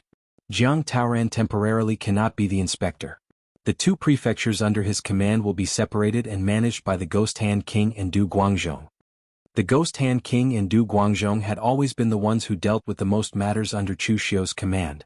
While these two were not the strongest in martial arts, their overall abilities were the highest. Also, Tanya will take the position of Jianzhou's inspector. Among Chu Xiu's subordinates, Tanya and Yan Bugui's strength were basically the strongest. However, Chu Xiu could feel that Tanya's strength should not be limited to just this much. He was hiding his true strength and he had not used his trump card yet. Chu Xiu didn't have the habit of prying into other people's privacy. With Tanya's strength, he was worthy of this position. Logically speaking, Yan Bugui's strength was more than enough to be an inspector. He was currently in seclusion and once he came out he would be an expert in the three-flower realm. But with Yan Bugui's personality he could kill people, but he could forget about being a patrol inspector. After all the rewards were given, there were 6 inspectors in the entire Guanxi area, and 4 of them were Chu Xiu's trusted subordinates. Compared to Wei Juduan, the current Chu Xiu could be considered to have real control over the entire Guanxi area. Chu Xiu looked around at the people around him and said in a cold tone, "Right now the Guanxi area is facing internal and external troubles. I've said before that to deal with external problems, we must first settle the internal problems. Now that the internal problems have been solved, it's time to deal with the external problems. For the next few days, sort out the forces in your hands and finally, gather together and solve all the problems in one go." Everyone present was shocked. If the Guanxi area wanted true peace, there would probably be a lot of killing. Chu Xiu's actions in the Punishment Hall branch had no impact on the martial arts forces in the Guanxi area. These were all internal adjustments of the Guanxi branch, and it did not involve the Jianghu forces. Therefore, in the eyes of the Zhang family and the other Jianghu forces, during this period of time, Chu Xiu should be stabilizing his strength and working hard to digest the power of Wei Juduan, the former Punishment Hall master. He should not cause trouble for them for the time being. Therefore, after a few days, the Zhang family began to prepare for the 188th birthday of the Zhang family's great ancestor, Zhang Wanshan. In the Jianghu generally, except for the older or highly respected Jianghu seniors, the martial artists of some sects and aristocratic families actually rarely celebrated their birthdays. Martial artists who had reached the oneness of heaven and man realm had a lifespan of 200 years. If they celebrated every birthday, what would it be like? It was as if they were deliberately asking others for birthday gifts. Therefore, most martial artists would only hold a birthday celebration when their lifespan was almost up, but they still had a certain amount of combat power. This year, Zhang Wanshan happened to be 188 years old, which was an auspicious number. In addition, he was not so old that his qi and blood had completely declined to the point that he could not fight anymore. Therefore, it was very normal to hold a birthday celebration. Of course, part of the reason why the Zhang family held this birthday celebration was because they were forced by Chu Xiu.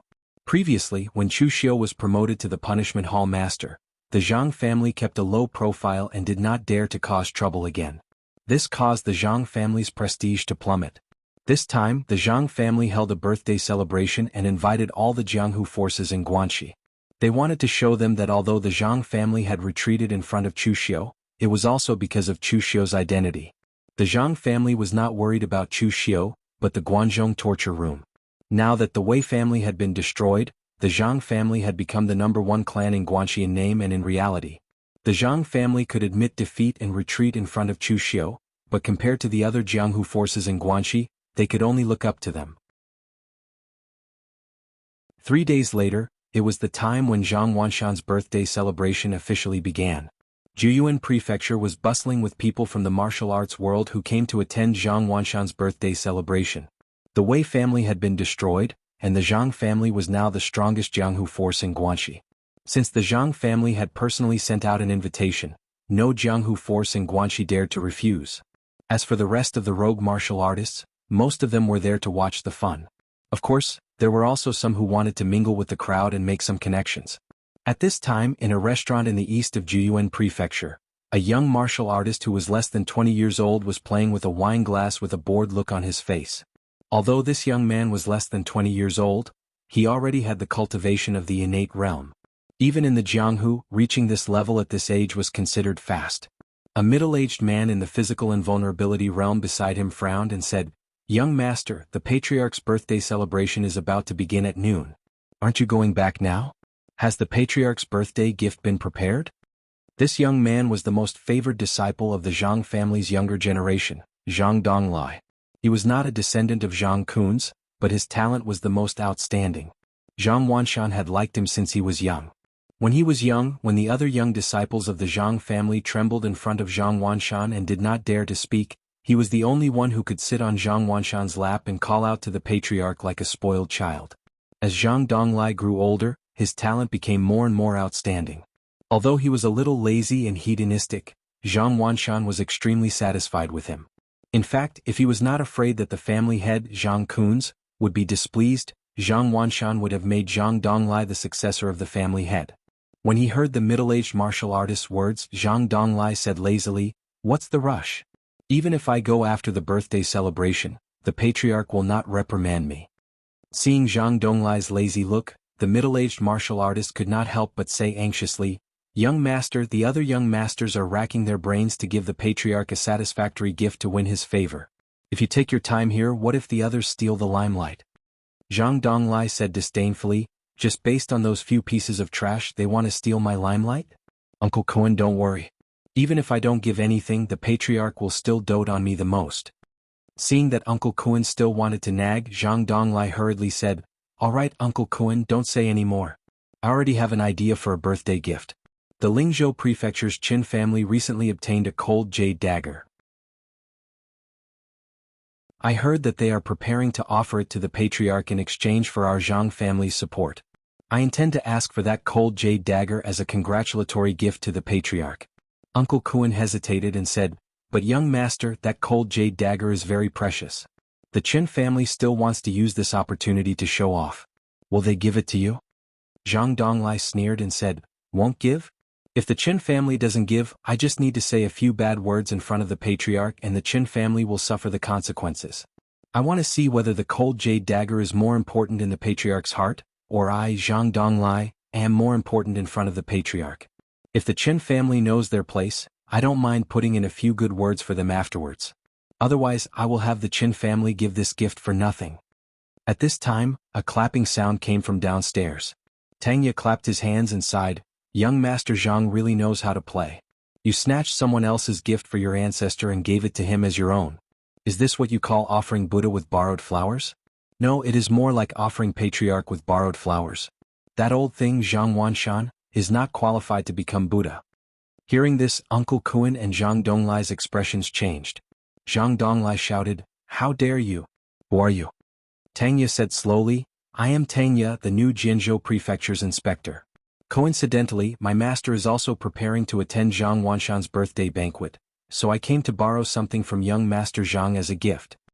Uncle Kuan's expression suddenly changed. Of course he knew who Tangya was. That was a vicious dog under Chu Xiu, and a terrifyingly powerful one at that. Wei Chongling had died at his hands. But Zhang Donglai did not react. He subconsciously asked, "What do you want to borrow?" Tangya still had a lazy smile on his face, but his words were hair-raising. "I want to borrow young Master Zhang's head as a gift." "Young Master, run!" Uncle Kuan immediately acted. He pulled Zhang Donglai and tried to escape.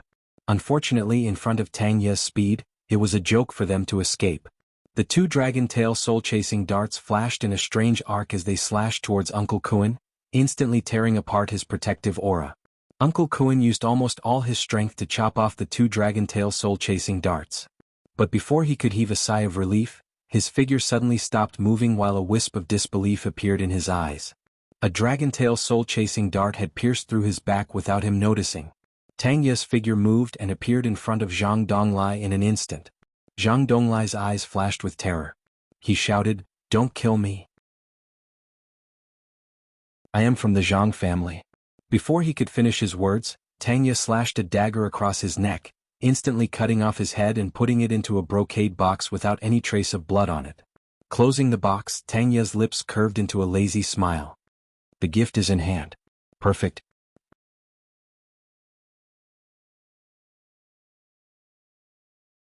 Chapter 341. The Zhang family of Yuan Continent was located on a small hill with beautiful scenery outside the Yuan Continent prefecture. The entire top of the hill was the Zhang family's manor. It was close to noon, and the birthday banquet was about to begin. Those who were supposed to go up the hill had already gone up, and there were not many people at the foot of the hill. Chu Xiu was waiting for something in the forest not far from the hill with hundreds of elites from the Guanxi branch. After a while, Tangya's figure appeared from the forest, holding a brocade box with a human head in his hand. "Sir, I've got the gift." Tang Ye handed the brocade box to Chu Xiu with a smile, as if he had just done something insignificant. A cold light flashed in Chu Xiu's eyes. He looked at the hill and said in a calm tone, "Since everything is ready, let's go celebrate Zhang Wanshan's birthday. After all, this is his last birthday." The Zhang family did not feel the chill at the foot of the hill. On the top of the hill, the Zhang family's manor was decorated with lanterns and streamers, and it was a lively scene everywhere. Because there were too many people, the Zhang family's main hall and house could not accommodate them all, so the birthday banquet was held in the courtyard. Zhang Wanshan sat in the northernmost seat, and the people from the surrounding martial arts forces came forward one by one to celebrate Zhang Wanshan's birthday and gave him their gifts. These people seemed to be competing with each other, and the gifts they gave were more expensive than the previous one.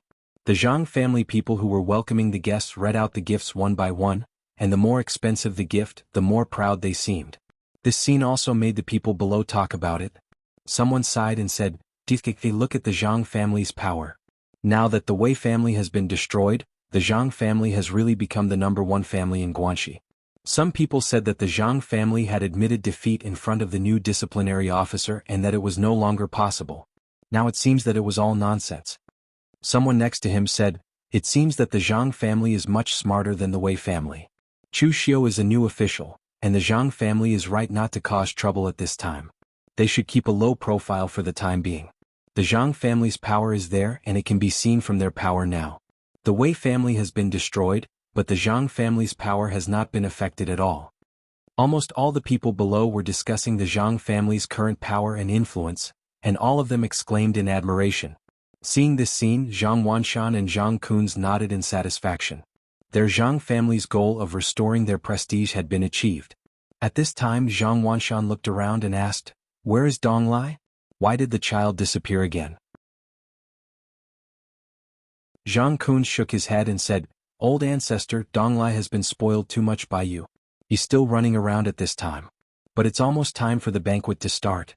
We can't all wait for him, right?" Zhang Wanshan nodded and said, "All right, let's not wait for him for now. Let's start the banquet." Although Zhang Wanshan said so, he did not know why, but he suddenly had a feeling of trepidation, as if something bad was about to happen. Zhang Kunz stood up and cupped his hands at the people present, saying, "Thank you everyone for attending my old ancestor's 188th birthday this time. My Zhang family is very grateful. Recently, our Zhang family has encountered some problems, causing some rascals to secretly slander our Zhang family. However, this birthday banquet also allowed our Zhang family to see the support of our fellow Wulin people. Our Zhang family is very grateful for it. Everyone who comes is a guest. It doesn't matter if the people outside don't have seats. I'll ask the servants to prepare more tables, and everyone can attend the birthday banquet together." As soon as this was said, the martial artists outside who were watching the bustle immediately began to praise Zhang family's righteousness and magnanimity. After all, for most of the martial arts circle sects, martial artists like them were basically ignored. Now that the Zhang family could still think of them, this matter was very magnanimous. Seeing this scene, Zhang Wanshan also suppressed the uneasiness in his heart. He stroked his beard and smiled with satisfaction. He felt at ease that the Zhang family could still have such power. However, at this moment, a voice came from outside. "Old ancestor of the Zhang family, you didn't invite me to your birthday banquet. Are you looking down on me, Chu Xiu?" As the voice came, the crowd directly separated to make a path. Chu Xiu walked straight into the Zhang family with nearly 100 of his subordinates. The other martial artists from Guanxi all made way, looking at Chu Xiu with a trace of fear and astonishment in their eyes. He came with ill intentions. In an instant, these 4 words popped up in the hearts of everyone present. The people of the Zhang family looked even more solemn. They did not expect that Chu Xiu would choose this time to make trouble for them. The Zhang family had schemed against Chu Xiu before. The enmity between the two sides was quite thorough. Under such circumstances, how could the Zhang family invite Chu Xiu to attend the birthday banquet? In the end, they did not expect that Chu Xiu would directly come without an invitation. Moreover, Chu Xiu came with so many people. Was he here to celebrate the birthday banquet? It was more like he was looking for trouble. Zhang Kunz suppressed his anger. When he was about to say something, Zhang Wanshan held his hand. Looking at Chu Xiu, Zhang Wanshan smiled and said, "Official Chu is very busy every day. I was afraid of delaying Official Chu's official business, so I didn't inform Official Chu. Please forgive me, Your Excellency. However, since your excellency is here, please take a seat. Today, official Chu came to give face to the Zhang family, so we naturally welcome him warmly. The attitude of the old ancestor of the Zhang family was extremely humble, which immediately stunned everyone present. After all, Zhang Wanshan was a well-known figure in Guanxi Wulin. When had he ever been so humble? Chu Xiu looked at Zhang Wanshan with a faint smile. He had never dealt with Zhang Wanshan, the old ancestor of the Zhang family, but now it seemed that this old guy was more tolerant than the old ancestor of the Wei family. Zhang Wanshan was so humble in front of him. If he made a move, it would be seen as overbearing and unreasonable. Unfortunately, Zhang Wanshan still didn't understand Chu Xiu's character. Once Chu Xiu made a decision, he wouldn't give up so easily. Chu Xiu smiled and said, "Since you didn't invite me, I can only come uninvited. However, I came in a hurry and didn't prepare any expensive gifts for you. Please forgive me, Your Excellency." Zhang Wanshan quickly waved his hand and said, "Official Chu is too polite. There is no need for this." Chu Xiu shook his head seriously and said, "This won't do. Since it is a birthday banquet, there must be a congratulatory gift. If I don't, won't it seem that I, Chu Xiu, am stingy?" As he spoke, Chu Xiu threw the brocade box in his hand to Zhang Wanshan. Zhang Wanshan subconsciously caught the brocade box. The faint smell of blood coming from it made Zhang Wanshan feel that something was wrong. When he opened the brocade box, a head appeared in front of Zhang Wanshan. Zhang Wanshan immediately roared in pain, "Dong Lai."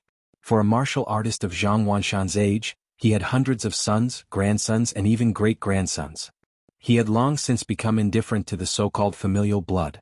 Among his descendants, the only one that Zhang Wanshan truly loved was Zhang Donglai. Zhang Wanshan also thought of him as the future of the Zhang family. Zhang Wanshan had carefully taught him since he was a child. Now, Zhang Donglai's head appeared in front of Zhang Wanshan. This kind of grief was even more serious than the death of his son. The corners of Chu Xiu's lips curled up into a teasing smile as he said, "It's said that old Master Zhang dotes on this great-grandson of yours the most. But in the end, your birthday is right around the corner, and your beloved great-grandson isn't around. Now I've specially brought him here for you. How is it, Chu Xiu? My Zhang family is absolutely irreconcilable with you." Zhang Wanshan shouted angrily. He unsheathed a simple and unadorned long sword in his hand and slashed at Chu Xiu with an incomparably heavy sword momentum. Previously, Zhang Wanshan did not intend to fight with Chu Xiu. It was simply not worth it to fight to the death with Chu Xiu, the newly appointed Guanxi penal officer, for the sake of a temporary dispute. But now, Chu Xiu had actually sent the head of his most beloved great-grandson to him. This also showed that Chu Xiu's attitude was to fight to the death with the Zhang family. Since that was the case, why should Zhang Wanshan endure it? Why should he retreat? He might as well give it his all and fight to the death with Chu Xiu. When the other martial artists saw this scene, they immediately retreated, their eyes flashing with fear. This Chu Xiu was really not ordinary ruthlessness. He had just destroyed the Wei family and now he wanted to kill the Zhang family. What was he doing? Was he preparing to slaughter all the martial arts forces in the entire Guanxi region? The Avici demon saber in his hand slashed out, and a monstrous devil chi with a dark red blood chi burst out, colliding with Zhang Wanshan's sword. Suddenly, a powerful wave burst out. In terms of pure strength, Zhang Wanshan was even stronger than the Wei family's ancestor. It was also ironic that the Wei family's ancestor had been cultivating in seclusion for more than 10 years, trying to preserve his chi and blood and prolong his life, but in the end he was not as strong as Zhang Wanshan. However, with Chu Xiu's current level of combat strength, even if Zhang Wanshan was stronger than the Wei family's ancestor, it was only a matter of time before he killed him. Chu Xiu stood with his saber and said in a cold voice, "The Zhang family is treacherous and should be punished with death. Kill the entire family and leave no one alive." As soon as he finished speaking, Tangya, Yanbugue, and the others immediately took action, leading their subordinates to charge forward. The Zhang family was once a large family that could stand shoulder to shoulder with the Wei family in the Guanxi region. There were many people in the family, about 1,000. But these 1,000 people could not compare to the elites under Chu Xiu. Whether it was the martial artists from the Guanzhong Torture Hall or the assassins from the Azure Dragon Society like Tangya and Yanbugue, their quality was much stronger than that of the Zhang family. Although their numbers were only 1/10 of the opponents, when they really fought, the result was a crushing defeat. As soon as they came into contact with the Zhang family, dozens of people were easily killed. The Zhang family's ancestor looked at Chu Xiu with bloodshot eyes and said in a cold voice, "Chu Xiu, My Zhang family has already admitted defeat. Why do you still want to kill us? Chu Xiu said indifferently, Zhang Wanshan, is this your first day in the pugilistic world? How can you be so naive? If admitting defeat and apologizing were useful, what's the use of weapons and fists? If I let you go today, the other forces in the Guanxi region will think that I, Chu Xiu, am easy to bully. They will think that the price of attacking me, Chu Xiu, is not high, so they will have the guts to challenge my authority. Your Zhang family is a living example. You are responsible for letting others know the price of provoking me, Chu Xiu.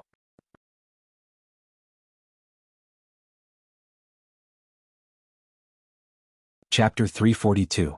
Zhang Wanshan was from the older generation of the pugilistic world. He liked to think from the perspective of the older generation.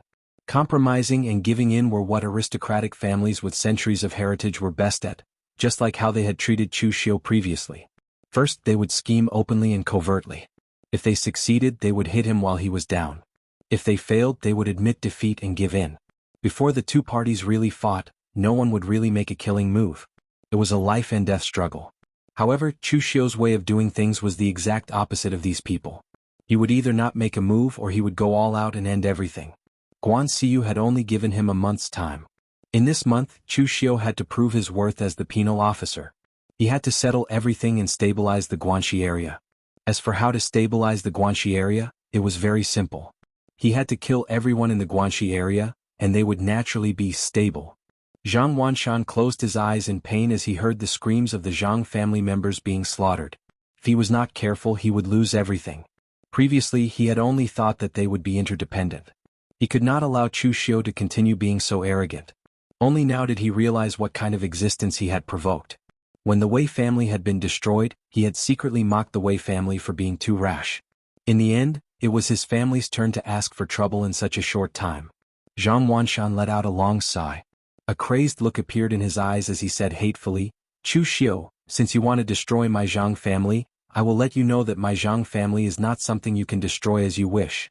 Even if I have to risk my life, I will break a few of your teeth, Chu Xiu. Chu Xiu smiled sinisterly and said, sorry, my teeth are very good. I can chew through anything no matter how hard it is. Your Zhang family is not hard enough. Zhang Wanshan did not continue talking nonsense with Chu Xiu.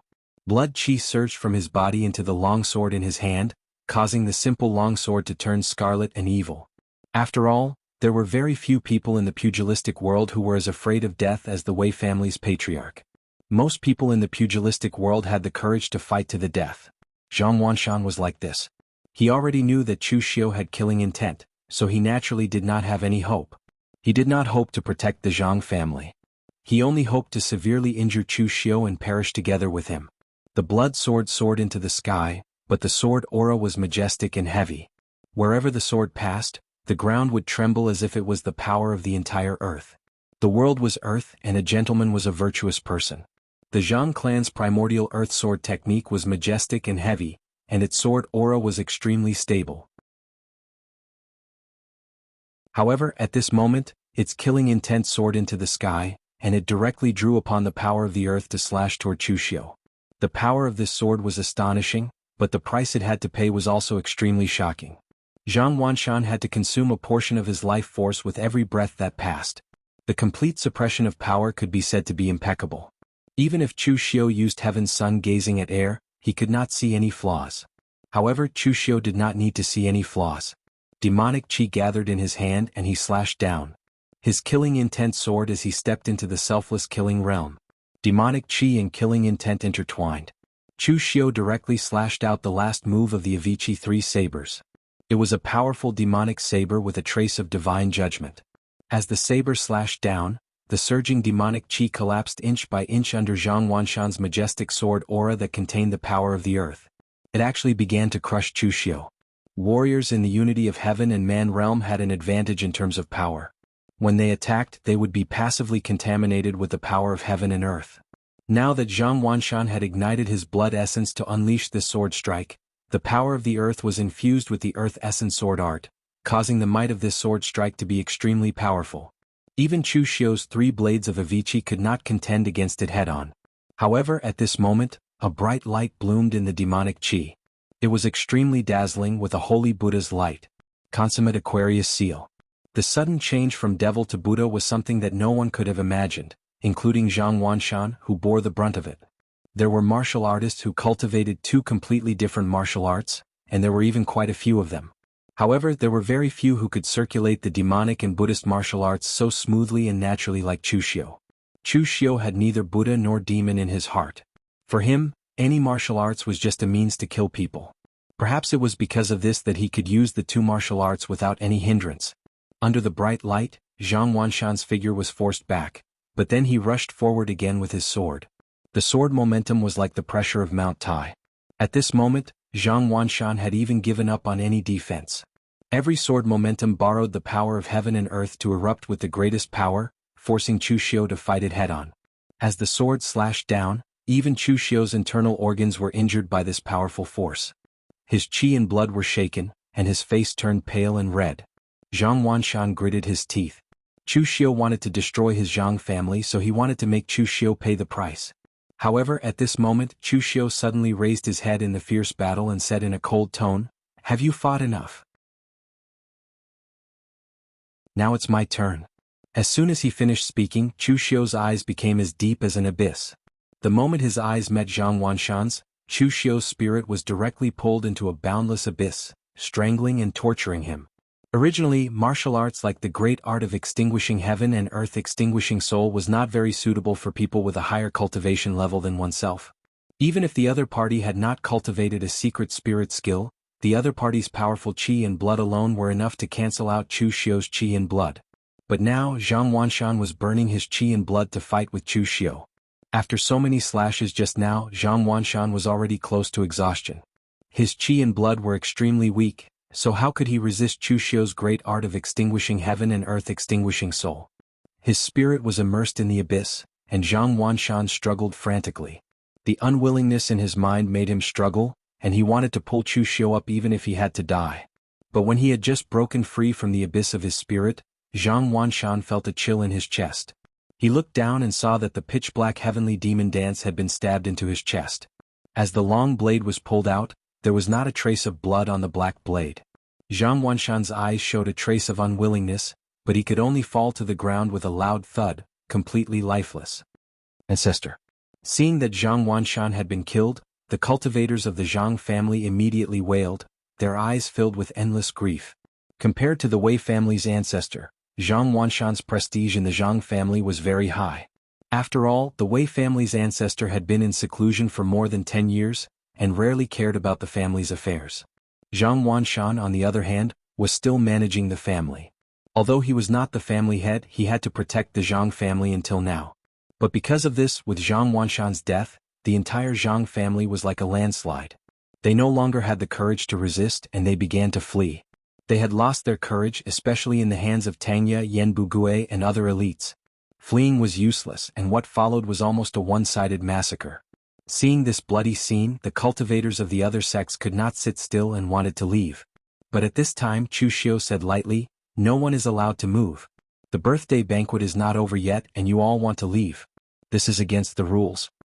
Everyone's movements suddenly froze, and they all revealed a smile that was uglier than crying. What was Chu Xiu planning to do? Did he really want to catch all of them in one fell swoop? Chu Xiu looked at the people present and said calmly, "Lu family, Wang family, Qingping sword sect, War Iron Hall. I'll have to trouble the representatives of these 10 families to step forward." As soon as these words came out, the faces of the 10 families that had been named changed. This was because the Zhang family had joined forces with them to pressure the main hall, and wanted the main hall to punish Chu Xiu. Now that the Zhang family had been destroyed, from what Chu Xiu said, it seemed that he wanted to settle the score. Looking at the more than 10 people, Chu Xiu did not say a word. There was only the screams of the Zhang family disciples as they were slaughtered, and the atmosphere was extremely oppressive. Some of the 10 people even could not help but break out in cold sweat. After a long while, Chu Xiu said lightly, "During this period of time, enough people have died in the Guanxi region, and I don't want to kill again. You all don't have to die." As soon as they heard this, everyone present suddenly breathed a sigh of relief. It seemed that this Chu Xiu was not crazy to the extreme, and he was prepared to catch all of them in one fell swoop. But before they could let out a sigh of relief, Chu Xiu immediately said, "But the death penalty can be avoided, but the punishment cannot be forgiven." People always have to pay for what they do, don't they? Each of you will take out half of your wealth and hand it over to the Guanxi region branch, and we will let this matter go. As soon as these words came out, the faces of the people present suddenly changed. Chu Xiu was simply demanding an exorbitant price. This was no longer cutting off their flesh, this was simply cutting off one of their legs. Just when someone wanted to refute, Chu Xiu stretched out a finger and said coldly, "I have given you a chance, but only once. Whether you want to choose or not, it is up to you." Those who wanted to refute just now immediately became listless, and did not dare to say another word of nonsense. With the Zhang family as a lesson, who would dare to disobey Chu Xiu again? This time, Chu Xiu had destroyed the Zhang family not only to kill a chicken to scare the monkeys, but also to kill a tiger in front of a group of monkeys, and the effect was quite significant. An hour later, the people of the Zhang family were completely killed. Occasionally there were a few survivors who escaped, but it was no longer a big deal. After asking people to search the Zhang family clean, Chu Xiu waved his hand and directly led his people down the mountain, leaving the many martial artists present to look at each other. Looking at the Zhang family's blood flowing like a river, everyone present could not help but feel a chill in their hearts. They were afraid that from now on, the peaceful days of the Guanxi region would be over, and everyone would be shrouded in the shadow of Chu Xiu. Only some Jianghu elders vaguely remembered that only Guan Xiu had killed so many people when she first took charge of the Guanzhong torture room, and this Chu Xiu's methods were even more cruel and ruthless than Guan Xiu's.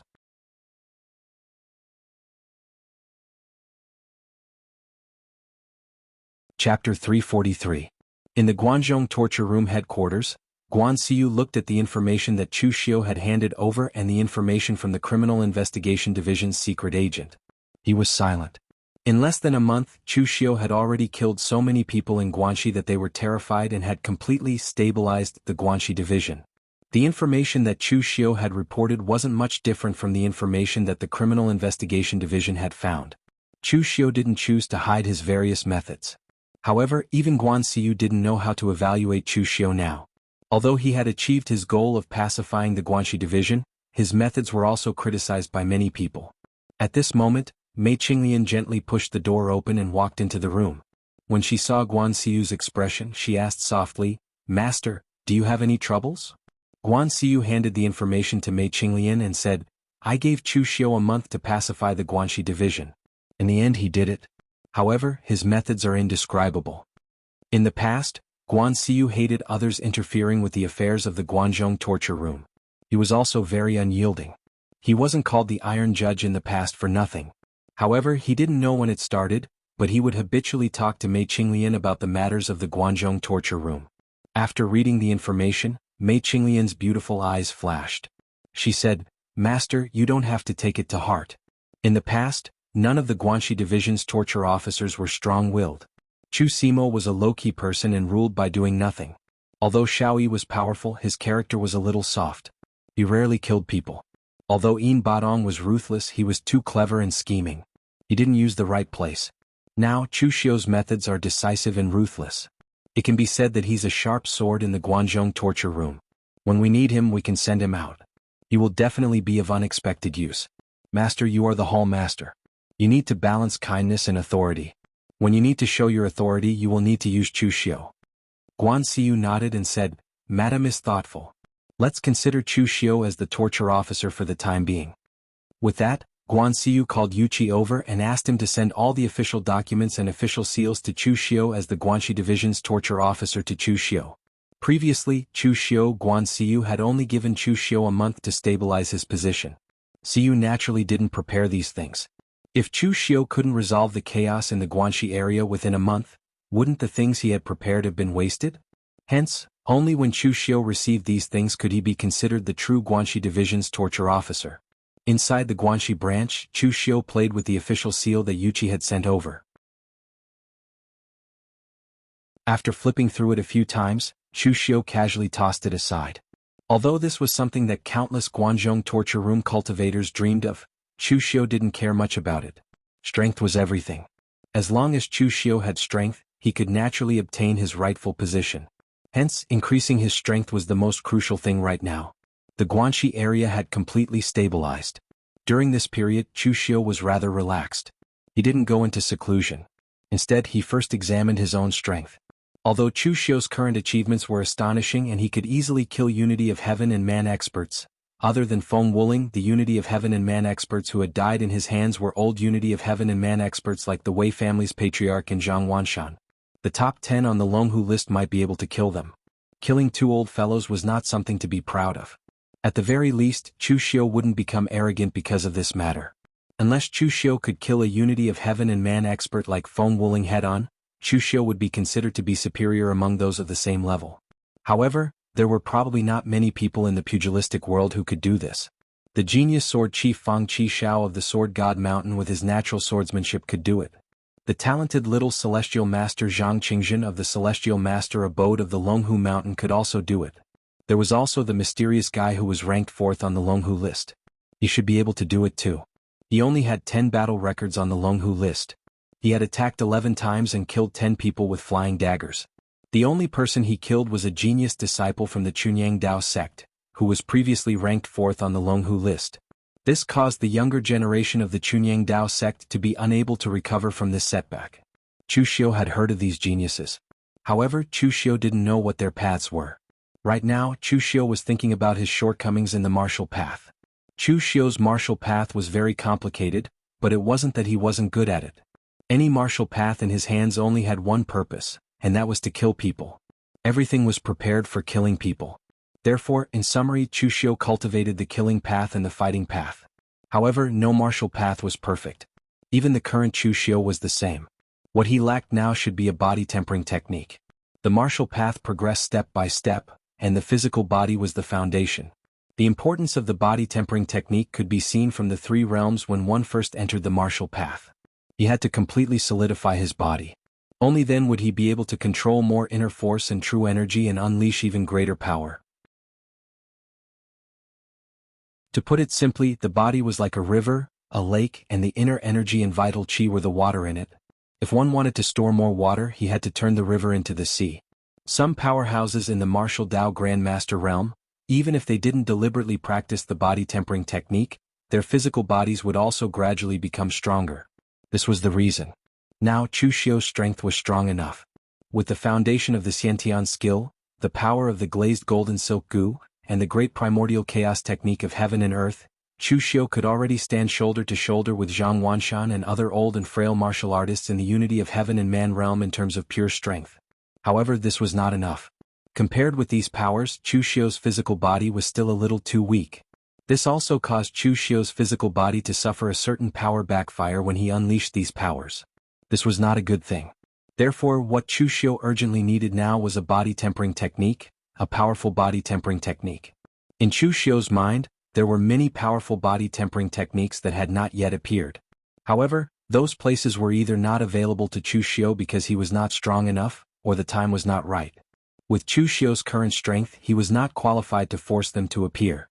After thinking about it, there was a place that was quite in line with Chu Xiu's requirements. That place would appear soon, and there were many good things in it. In the original plot, someone got a good body tempering technique from it. The most important thing was that the place was very close to Chu Xiu, which could give Chu Xiu time to make arrangements in advance and give him an advantage. Chu Xiu asked someone to bring a map of the Guanxi land to West Chu. Chu Xiu pointed at a location. This was the place where the ruins would appear, Mount Deyang's Tong Tian Tower. This Mount Deyang actually did not belong to the Guanzhong torture room, but it was not considered West Chu either. It should be considered one of the trade routes from West Chu to the Guanzhong torture room. It was a small path and not an important route, so there were no West Chu people guarding it. The appearance of the Tong Tian Tower ruins would definitely attract many experts. If Chu Xiu wanted to gain an advantage, he had to make arrangements here as soon as possible. However, if there was no reason Chu Xiu suddenly came to this place that had nothing to do with him to make arrangements, he would most likely be suspected. Therefore, Chu Xiu rubbed his chin and thought about it before heading to the torture hall headquarters. At the torture hall headquarters, when Guan Xiu heard that Chu Xiu had come, he was still puzzled.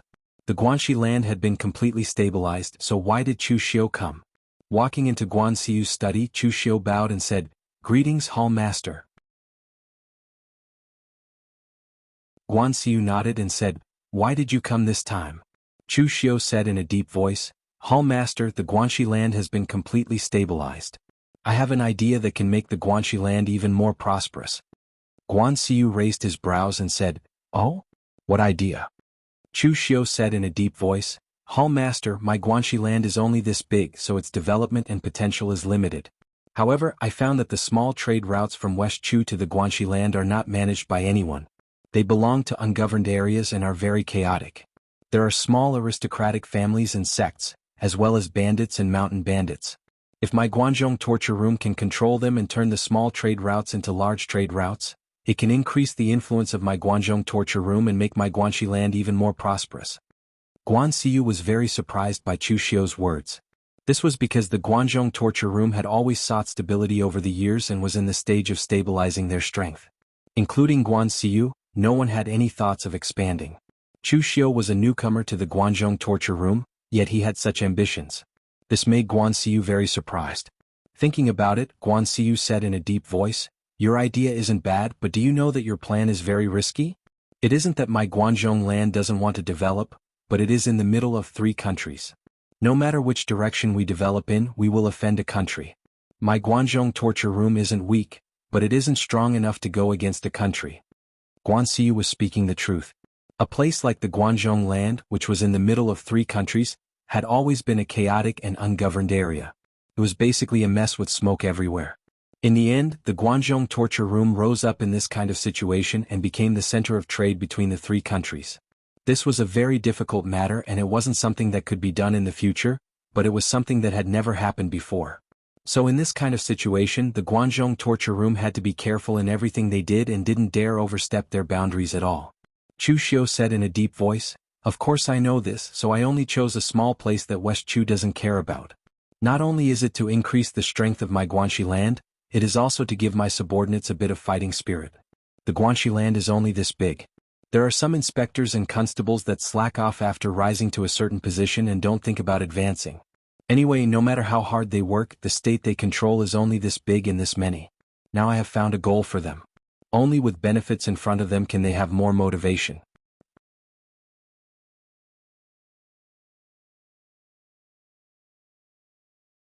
Chapter 344. Guan Xiu looked at Chu Xiu in surprise. He didn't expect Chu Xiu to be able to see so far. For torture officers, they could only see the area they were in charge of. As long as they managed the area they were in charge of, they were qualified to be torture officers. For the past leaders of the Guanzhong torture room, it was easy for them to see this. Every generation of leaders worked hard to get the Guanzhong torture room out of this predicament. However, it wasn't easy for a young man like Chu Xiu, who had just joined the Guanzhong torture room, to see this. After pondering for a moment, Guan Xiu said in a deep voice, "Chu Xiu, you know the rules of the Guanzhong torture room. There are clear rewards and punishments. You were the one who requested this, so you won't be rewarded if you do it well. However, if you don't do it, it will affect the entire Guanzhong torture room. I'm afraid you won't be able to keep your newly obtained torture officer position."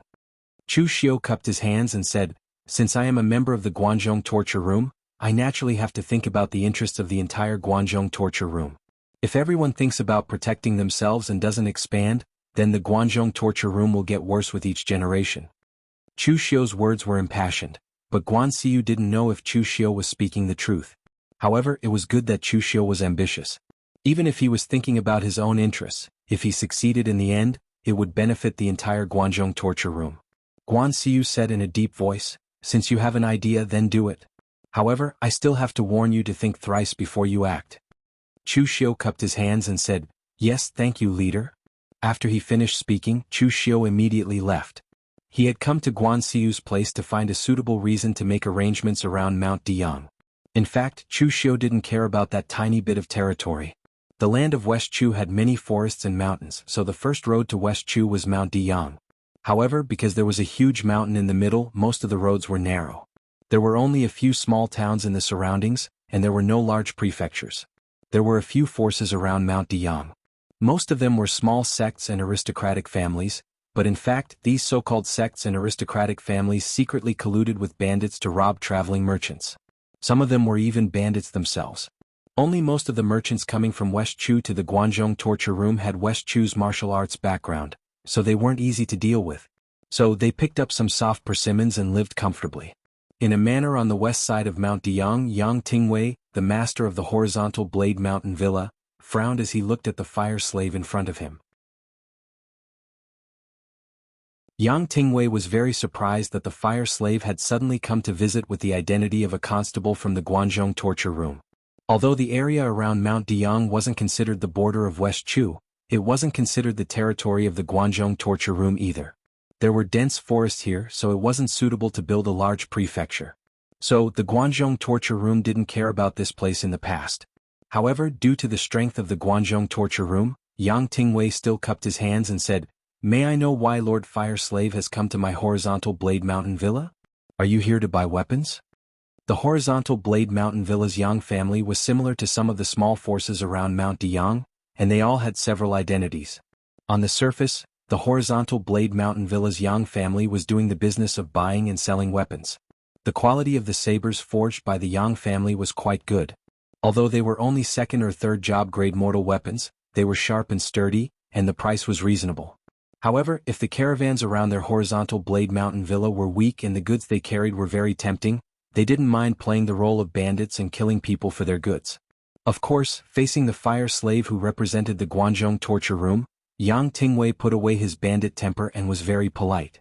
The fire slave casually cupped his hands and said, "Villa Master Yang, I'm a constable under the Guanzhong torture room's official Chu, the Guanxi penal officer, Chu Xiu.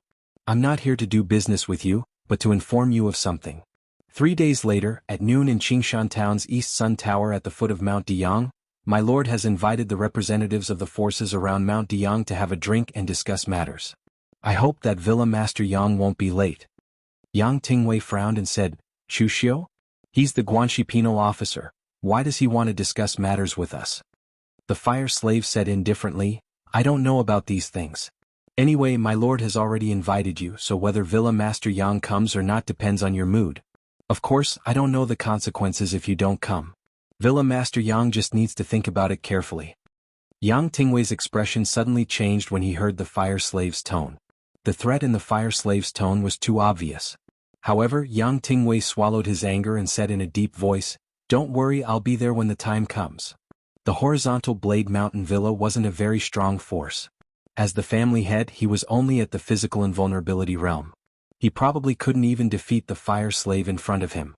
Since Mount Deyang was so close to the Guanxi region, the traveling merchants had already brought the news of the Guanxi region to the surroundings of Mount Deyang. They also knew that Wei Juduan had died and that Chu Xiu had become the new disciplinary officer. Facing such a terrifying existence who could easily kill a oneness of heaven and man realm expert, Yang Tingwei didn't dare to refuse. He also didn't have the strength to refuse. Incidents similar to the Horizontal Blade Mountain Villa were happening in every corner of Mount Deyang. This was also one of Chu Xiu's plans. This time, Chu Xiu needed to prepare for the appearance of the Tower of Babel in advance. He didn't want to fight with a bunch of lowly bandits here. Therefore, he had to get rid of all these people as soon as possible. Then he could go to Mount Deyang and lay out his plan in peace. 3 days later, in the largest restaurant in Qingshan Town, Dongyang Tower, at the foot of Mount Deyang, more than 10 martial arts practitioners ranging from the physical invulnerability realm to the 5 Qis gathering origin realm were sitting there, waiting anxiously. These people were all famous martial arts forces around Mount Deyang. Chu Xiu had personally sent people to inform them. None of them dared not to come, nor did they dare to be late. Instead, they had all been waiting here since early. These people were not idiots. For the time being, they still did not know what had happened. If they offended Chu Xiu, a disciplinary officer of the Guanzhong Disciplinary Hall, who was also ranked in the top 10 of the Longhu leaderboard, because of this they would be out of their minds. Dongyang Tower was silent. At this time Yang Tingwei spoke first. "Do you know what happened? Chu Xiu is the penal officer of Guanzhong torture room. Why did he come to Mount Deyang? Boschchen, do you know any inside information?" Yang Tingwei turned his eyes to a middle-aged martial arts practitioner in a black robe with a full beard. This man was the leader of Thundercloud Stronghold, Black Demon Hand Chen Yun. Thundercloud Stronghold was the largest bandit stronghold around Mount Deyang. Most of the forces around Mount Deyang were guest bandits, but Chen Yun's Thundercloud Stronghold was a professional bandit. They only relied on robbing merchants to support themselves. One could imagine how strong the Thundercloud Stronghold was. In fact, Thundercloud Stronghold was indeed the largest force around Mount Deyang. Chen Yun himself had the cultivation of 5 Qis collecting in origin. At this time, hearing Yang Tingwei's question, Chen Yun waved his hand and said in a rough voice, "How would I know what Chu Xiu is up to? However, I only know that Chu Xiu is an outsider and we are on the same side. As long as we are united and don't be divided by Chu Xiu, no matter what Chu Xiu wants to do, we won't be at a disadvantage. Everyone present nodded their heads in agreement. However, at this moment the sound of footsteps suddenly came from outside. Everyone in the hall immediately fell silent and subconsciously sat up straight. Chu Xiu was wearing a black robe and walked slowly into the hall. Although he was the youngest among the people present, the aura he carried was extremely terrifying. Every step he took seemed to trample on the hearts of the crowd, causing them to feel uneasy. Walking straight to the main seat, Chu Xiu knocked on the table and said in a deep voice, "My name is Chu Xiu. I am the Guanxi penal officer under the Guanzhong torture room. I think everyone should know me." Yang Tingwei was the first to stand up and said, "Official Chu is famous in the martial world. Of course we know you." "I am Yang." However, before Yang Tingwei could finish, he was interrupted by Chu Xiu. Chu Xiu said coldly, "There is no need to introduce yourself. I don't have that much time to listen. You only need to know who I am. As for who you are, I have no time or interest to know." As soon as this was said, Yang Tingwei's face immediately turned red. The eyes of the others also showed a hint of anger. They had seen arrogant people, but they had never seen someone as arrogant as Chu Xiu. "It was you, Chu Xiu, who called us here, but now you don't even want to know our names and identities. What is this? Humiliation. You deliberately called us here just to humiliate us?" However, although these people were indignant, they dared not say anything because of Chu Xiu's identity and prestige. Glancing at the people present, Chu Xiu said lightly, "I am here today to inform you of one thing. From today on, all the mountain roads around Mount Deyang will be included in the scope of the Guanzhong torture room and under the jurisdiction of Guanxi. The local martial arts forces will also be under the supervision of the Guanzhong torture room. Don't be a bandit anymore. It is too degrading and you can't get any benefits. From today on, your forces will set up checkpoints on the mountain roads around Mount Deyang and collect tolls. As long as the caravans pay the tolls, you must ensure their safety. You can discuss the tolls yourself, but 60% of them will be handed over to the Guanxi branch." As soon as this was said, the people present suddenly exploded. They had never expected that this time Chu Xiu came to take them in, and even wanted to deprive them of all their current benefits. One of the martial artists couldn't help but stand up and say angrily, "Official Chu, don't you think this is a little?" As soon as the martial artist stood up, before he could finish his words, Chu Xiu looked at him and performed the art of extinguishing heaven and destroying earth and soul transfer. His powerful mental strength directly poured into the martial artist's mind. The next moment, the martial artist with the strength of physical invulnerability realm instantly bled from his 7 orifices. He twitched a few times and directly fell to the ground dead. Chu Xiu looked at the crowd, who instantly kept quiet out of fear, and said emotionlessly, "There's one thing you're mistaken about. This time around, I'm not here to discuss matters with you. I'm just here to inform you. So what you need to do is to obey. Of course, you can also choose to resist. This is your freedom."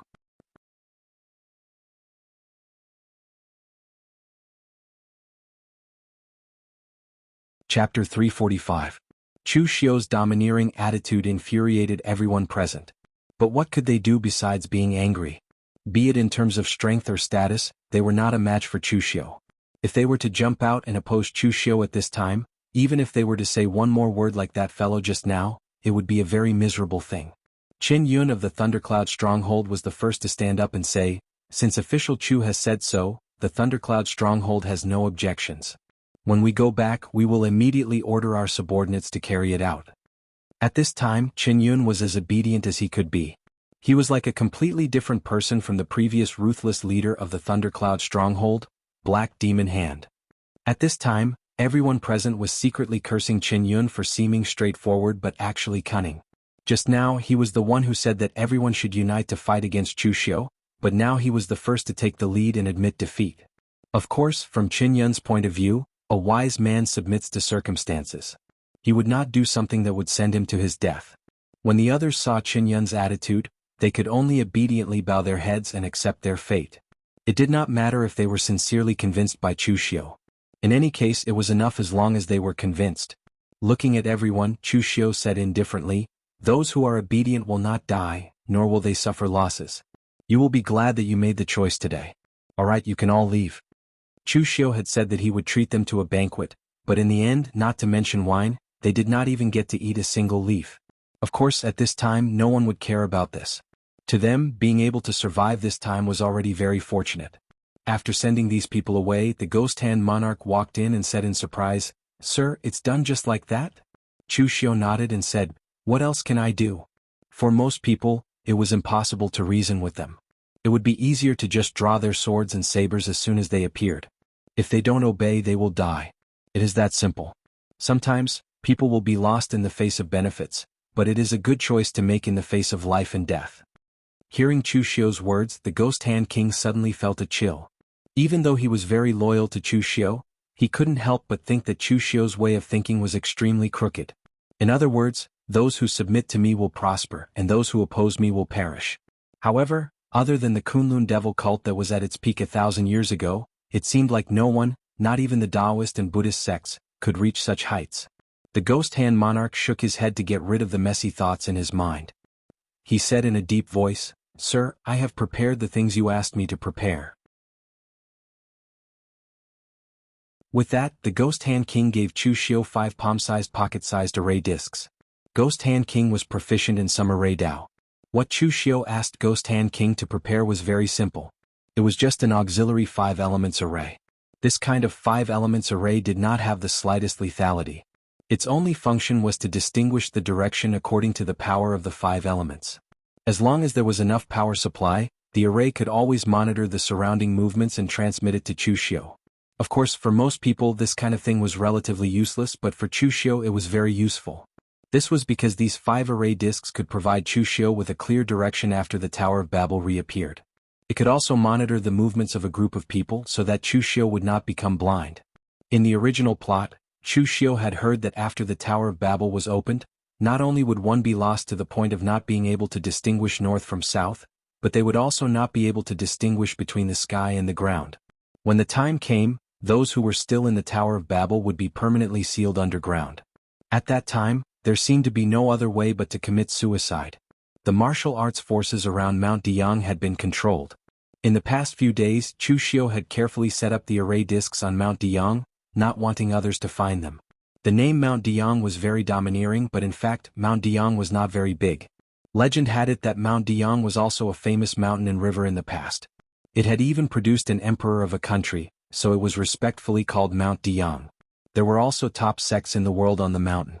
Unfortunately, during the Great Calamity 10,000 years ago, the once majestic and magnificent Mount Deyang had been reduced to its current state. It was just an ordinary little hill. However, Chu Xiu knew that although the legend was not credible, it was not groundless. There were no top sects in the pugilistic world on Mount Deyang, but there was something left by the top sects in the pugilistic world, which was the Tower of Babel. The builders of the Tower of Babel were established by a famous sect in ancient times, the Tongtian martial sect. The Tongtian martial sect was a very strange sect. They practiced Taoism, Buddhism, and Diabolism at the same time. In addition to these 3 mainstream martial arts, the Tongtian martial sect was interested in practicing any strange martial arts and incorporated it into their own martial arts system. The Tower of Mount Deyang was not where the Tongtian martial sect used to be. It was just a branch established by the Tongtian martial sect. In the past, the Tongtian martial sect had built dozens of Tower of Babel in the world. The disciples of the Tongtian martial sect could practice in them, and it was also convenient for them to collect all kinds of strange cultivation methods from all over the pugilistic world. However, the most strange thing was not these, but the idea of the Tongtian martial sect, which was to use martial arts to reach the heavens.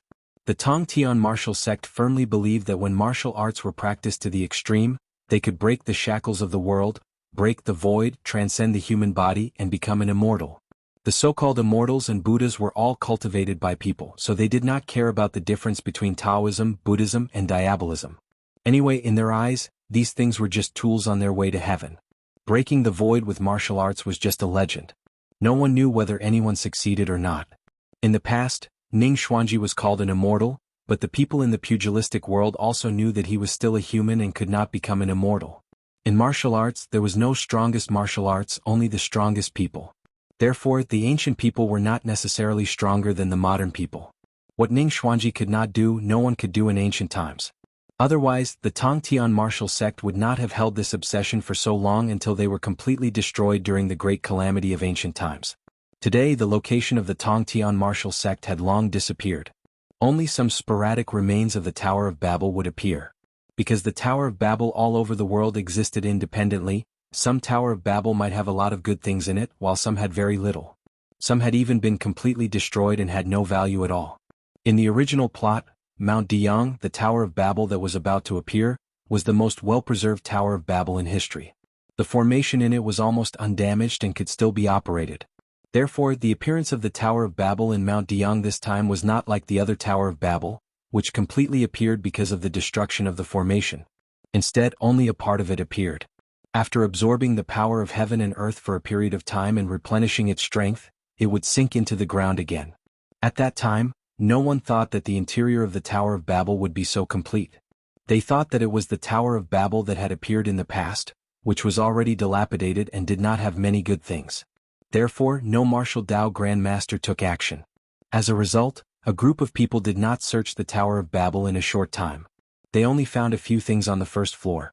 When the time was up, some of them escaped, while others were completely sealed in the Tower of Babel and sunk into the ground. When the news spread later, several forces teamed up to excavate the Tower of Babel. There were even martial Dao Grand Masters who tried to break the formation by force. In the end, they triggered the formation in the Tower of Babel, causing the Tower of Babel to self-destruct. The good things that were not found in it and the people who were previously sealed in it were all killed.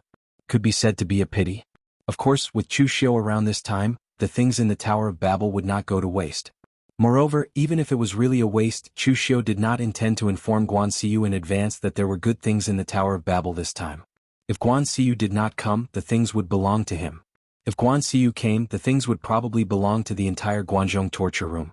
7 days later, there was a sudden violent vibration on Mount Deyang, as if the mountain was collapsing and the ground was cracking. The entire Mount Deyang began to tremble. The forces scattered at the foot of Mount Deyang all showed horror in their eyes. They immediately got their people to prepare to escape. They thought that the Earth Dragon had turned the world upside down. Under a natural disaster, even as a martial artist, there was no guarantee that they could survive. It was just that the probability was slightly higher or slightly lower. However, before they could completely escape, a dazzling white light bloomed on top of Mount Deyang. Even in broad daylight it could be seen clearly. This time, even an idiot could guess that a treasure should have been born on Mount Deyang. However, when Qinyun Yang Tingwei and the others had just walked up the mountain, they were stopped by Tangye Yen Bugui and the others. Qinyun's eyes revealed anger as he said, "Lord Tang, what is the meaning of this? Mount Deyang is where we have lived for generations. Do we not even have the right to go up now?" Tangye said indifferently, "Maybe in the past but not now. Now Mount Deyang is my lord's territory. If he says that you can't go up, you can't go up."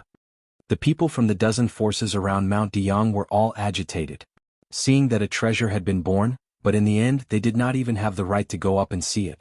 How could they not be angry? However, before they completely lost their temper, Chu Xiu walked over, glanced at them and said indifferently, "You want to go in? Sure, but if you want to snatch the treasure you have to weigh your own strength first. The thing on Mount Deyang has not been completely born yet. There will definitely be a fight for it later. If you want to snatch it now, does that mean you want to be my enemy? Do you think I should get rid of you in advance?" Under Chu Xiu's coercion, Chen Yun and the others did not even say a word and all left dejectedly. However, they also secretly hated Chu Xiu's overbearing attitude and decided to spread the news. If they could not get it, Chu Xiu would also not get it. Looking at these people's backs, Tangye stood behind Chu Xiu and asked, "Lord, do we need to kill all of them? These guys are holding a grudge, I'm afraid they will spread the news." Chu Xiu pointed at the soaring white light and said, "This thing is too conspicuous, and it has not been completely born yet. As long as you are not blind, you will be able to see it. Let them spread the news. A bunch of small fries will not attract the attention of the big shots no matter how much they spread the news. On the contrary, if I kill all of them, it will attract the attention of others."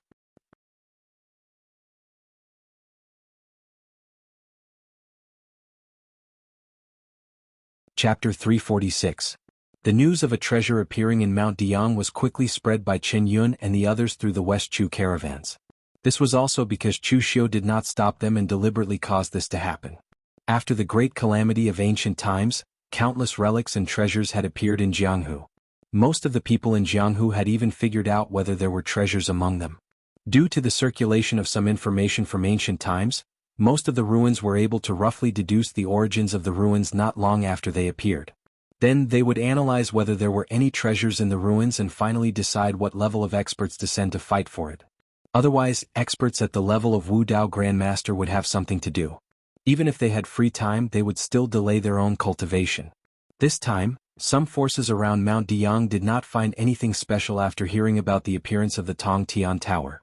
It seemed that Mount Deyang did not have any top forces in the past. Moreover, this matter was spread by some small characters. There was no detailed information, so it was not worth making a big fuss about. However, although they wouldn't make a big fuss about it, the people who heard about it wouldn't be indifferent. Even if they sent some people to take a look, it would still be good to test the waters. What if they were lucky and there really was something good inside? For so many years, most of the forces in the Jianghu had done this, and some rogue martial artists and small sects would join in the fun. For them, it didn't matter if the things inside were good or bad as long as they got a chance, they would never be able to get enough of it. Therefore, in just 2 days, many individual cultivators and people from some small forces who happened to hear the news nearby came. At this time, on Mount Deyang, a large area of land had cracked, and a strange round tower broke out of the ground, revealing a height of several feet. In the past, most towers had been square, but this Tower of Babel was round. It also represented that the sky was round and the earth was square, and it could reach the heavens. The appearance of the Tong Tian Tower was extremely huge, with a radius of several hundred feet, and this was only the appearance. There was a space formation inside which was even more huge. The entire Tong Tian Tower was made of a kind of white stone. It was unknown whether it was because of the formation or the material, but the Tong Tian Tower shone with a thick layer of white light. Even in the daytime, it was exceptionally dazzling. With so many people here this time, Chu Xiu didn't let anyone seal off the Tower of Babel. Right now, only some small characters had come, so sealing them would still be of some use. However, if some important figures came later and Chu Xiu wanted to seal them, then he would have to fight with them before the Tower of Sky Split opened. Victory or defeat aside, he would definitely suffer a loss. Without Chu Xiu's blockade, Chen Yun and the others hastily made their way to Mount Deyang. They hid in the crowd as they watched Chu Xiu, sneering inwardly. "Aren't you very arrogant, Chu Xiu?" Now that more and more people had come, it had to let go of Mount Deyang and let the others in. Moreover, after learning that the relic turned out to be the Tower of Sky Split, Chen Yun and the others were very excited. The appearance of Sky Split Tower ruins could be traced. Throughout history, there had already been several Sky Split Towers that had appeared. Excluding the few that had been completely destroyed, there were still many good treasures left. Although those top sects didn't care too much about them, for these rogue martial artists and martial artists that came from small forces, they could be called precious treasures. Just obtaining one of these treasures could change their destiny. At this time, the situation on Mount Deyang was a bit delicate. Chu Xiu was standing in front of the main entrance of the Tower of Sky Split, which was the best position. As long as the Tower of Sky Split opened, he would definitely have the upper hand. When the others saw this scene, they rolled their eyes and had some ideas. A short and fat middle-aged man wearing a black flowery robe walked out. He cupped his hands towards Chu Xiu and said with a smile, "I am Yin Luohua of the Shu land of West Chu. I have long heard of official Chu's reputation in the Jianghu. This time I have specially come to get to know you." Seeing this short and fat middle-aged man, the people present immediately whispered. This person's reputation in the West Chu land was not small. Three Poison Devil Finger Yin Luohua was considered a character among the rogue cultivators of West Chu. He was a famous unity of the world realm martial artist. This person came from a humble background and didn't have a strong inheritance. The only thing that stood out was that he had refined 3 fingers on his left hand into poison fingers. He had absorbed countless poisons and could even corrode qi. Those who touched it would even have their internal organs and meridians corroded by the poison. So even if a martial artist was stronger than his opponent, they were not willing to fight to the death with him. This was because even if they killed their opponent, as long as they were hit by Yin Luohua's poison fingers, they would have to pay a great price to expel the poison. It was not worth it at all. So in the West Chu land, this fellow was like a fly. Although his strength wasn't at the peak, no one was willing to fight with him. No matter what they encountered, as long as Yin Luohua didn't go too far, most people were not willing to become hostile with him. At this time, Yin Luohua stood out to get close to Chu Xiu. His goal was very clear. He wanted to stand in Chu Xiu's position. Of course, Yin Luohua didn't want to drive Chu Xiu away. He just wanted to take the initiative with Chu Xiu. Although this place wasn't considered the territory of the Guanzhong torture room, it was said that Chu Xiu had already included this place into his territory. A strong dragon couldn't suppress a snake in its territory. This place was too close to the Guanzhong torture room, so Yin Luohua didn't want to suppress Chu Xiu, who was half a snake in his territory. Moreover, the news of Chu Xiu killing a Unity of the World Realm expert was widely spread. Although Yin Luohua had the strength of the Unity of the World Realm, he really didn't want to make a move against Chu Xiu at this time. Chu Xiu looked at Yin Luohua's figure walking over with a smile that wasn't a smile on his face. He said, "What did you just say? Get to know each other? Are you worthy?" Yin Luohua's footsteps immediately stopped and his face darkened as he said, "Chu Xiu, what do you mean?" The smile on Chu Xiu's face disappeared and he said with an expressionless face, "Is my meaning not clear enough? I'm saying you're not worthy. I'll have to trouble you to find out what kind of people are qualified to be my Chu Xiu's friends. What kind of people are qualified to be my Chu Xiu's enemies? You rely on underhanded methods to make others not dare move against you. You're like a toad and a fly, yet you dare to try to get close to me? Are you worthy?" Chu Xiu's words were extremely insulting. Not to mention Yin Luohua being a famous person in the West Chu land, even a small character wouldn't be able to endure it. But some people thought about it and realized that what Chu Xiu said was the truth. In the past, during the God Weapon Conference, the people that were friends with Chu Xiu were Mo Tianlin, Luo Feiheng, and Xie Xiaolu. As for Chu Xiu's opponents, they were all on the same level as Xiahou Wujiang. Although Yin Luohua had the cultivation of the unity of the world realm, he couldn't compare to these people at all. His reputation wasn't that good either. To put it bluntly, not to mention becoming friends with Chu Xiu, he didn't even have the qualifications to be enemies with Chu Xiu. At this time Yin Luohua's face turned red from Chu Xiu's words. His heart was already filled with rage. In any case, he was considered a top figure in the West Chu land, and there were so many people here who knew him. Now that he was being insulted by Chu Xiu, if he continued to endure it, he would probably be laughed at for the rest of his life. Yin Luohua took a step forward, and his body was surrounded by a dark green aura. He shouted coldly, "Chu Xiu, you're going too far. Don't think that you can look down on us seniors in the pugilistic world just because you're in the top 10 of the Longhu list. I only befriended you because I gave you face. If I didn't give you face, who do you think you are?" As soon as he finished speaking, Yin Luohua raised his left hand, which had always been shrouded in his wide sleeves. His middle finger, index finger, and ring finger simply didn't look like human fingers. They were pitch black like ink, and there were also ferocious blood-red sharp nails on them, just like those of a wild beast. Yin Luohua's unconventional cultivation method was equivalent to harming others and himself. Basically, he would never be able to break through to the martial Dao Grandmaster level in this lifetime. Of course, for a rogue cultivator like him, being able to step into the unity of the world realm was already extremely lucky, not to mention becoming a martial Dao Grandmaster. Yin Luohua's index finger pointed out, and the black poison mist and demonic qi roared out. The aura qi actually condensed into the shape of an evil spirit that wrapped around his left arm, looking extremely shocking. Yin Luohua's own strength wasn't that strong, and the strength of his aura qi wasn't much stronger than the old and frail Wei family ancestor and Zhang Wanshan. The most troublesome part of his finger was the poison that erupted from his finger. It could corrode qi and corrode internal organs and meridians, so it was impossible to defend against it. Yin Luohua didn't even have an antidote for this poison. Although he wouldn't die immediately after being poisoned, it wasn't easy to expel the poison. This time Yin Luohua used the 3-poison demonic finger. It seemed like he hated Chu Xiu for humiliating him before, so he didn't care about Chu Xiu's identity as a member of the Guanzhong torture room. After getting the treasure, he would return to West Chu, so where would the Guanzhong torture room find him? At this time Chu Xiu's mouth revealed a cold smile. He formed a seal with his hand, and when the fist landed, it immediately blossomed with a holy light. Perfect Aquarius seal.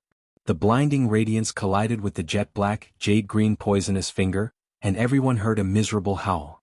Yin Luohua's index finger had actually been smashed apart by Chu Xiu's powerful, perfect Aquarius seal. However, although Yin Luohua's index finger was shattered and even twisted beyond shape, the dark green poison mist directly broke through the powerful force of the perfect Aquarius seal and directly exploded into Chu Xiu's hands. In almost an instant, Chu Xiu's arms had already turned pitch black.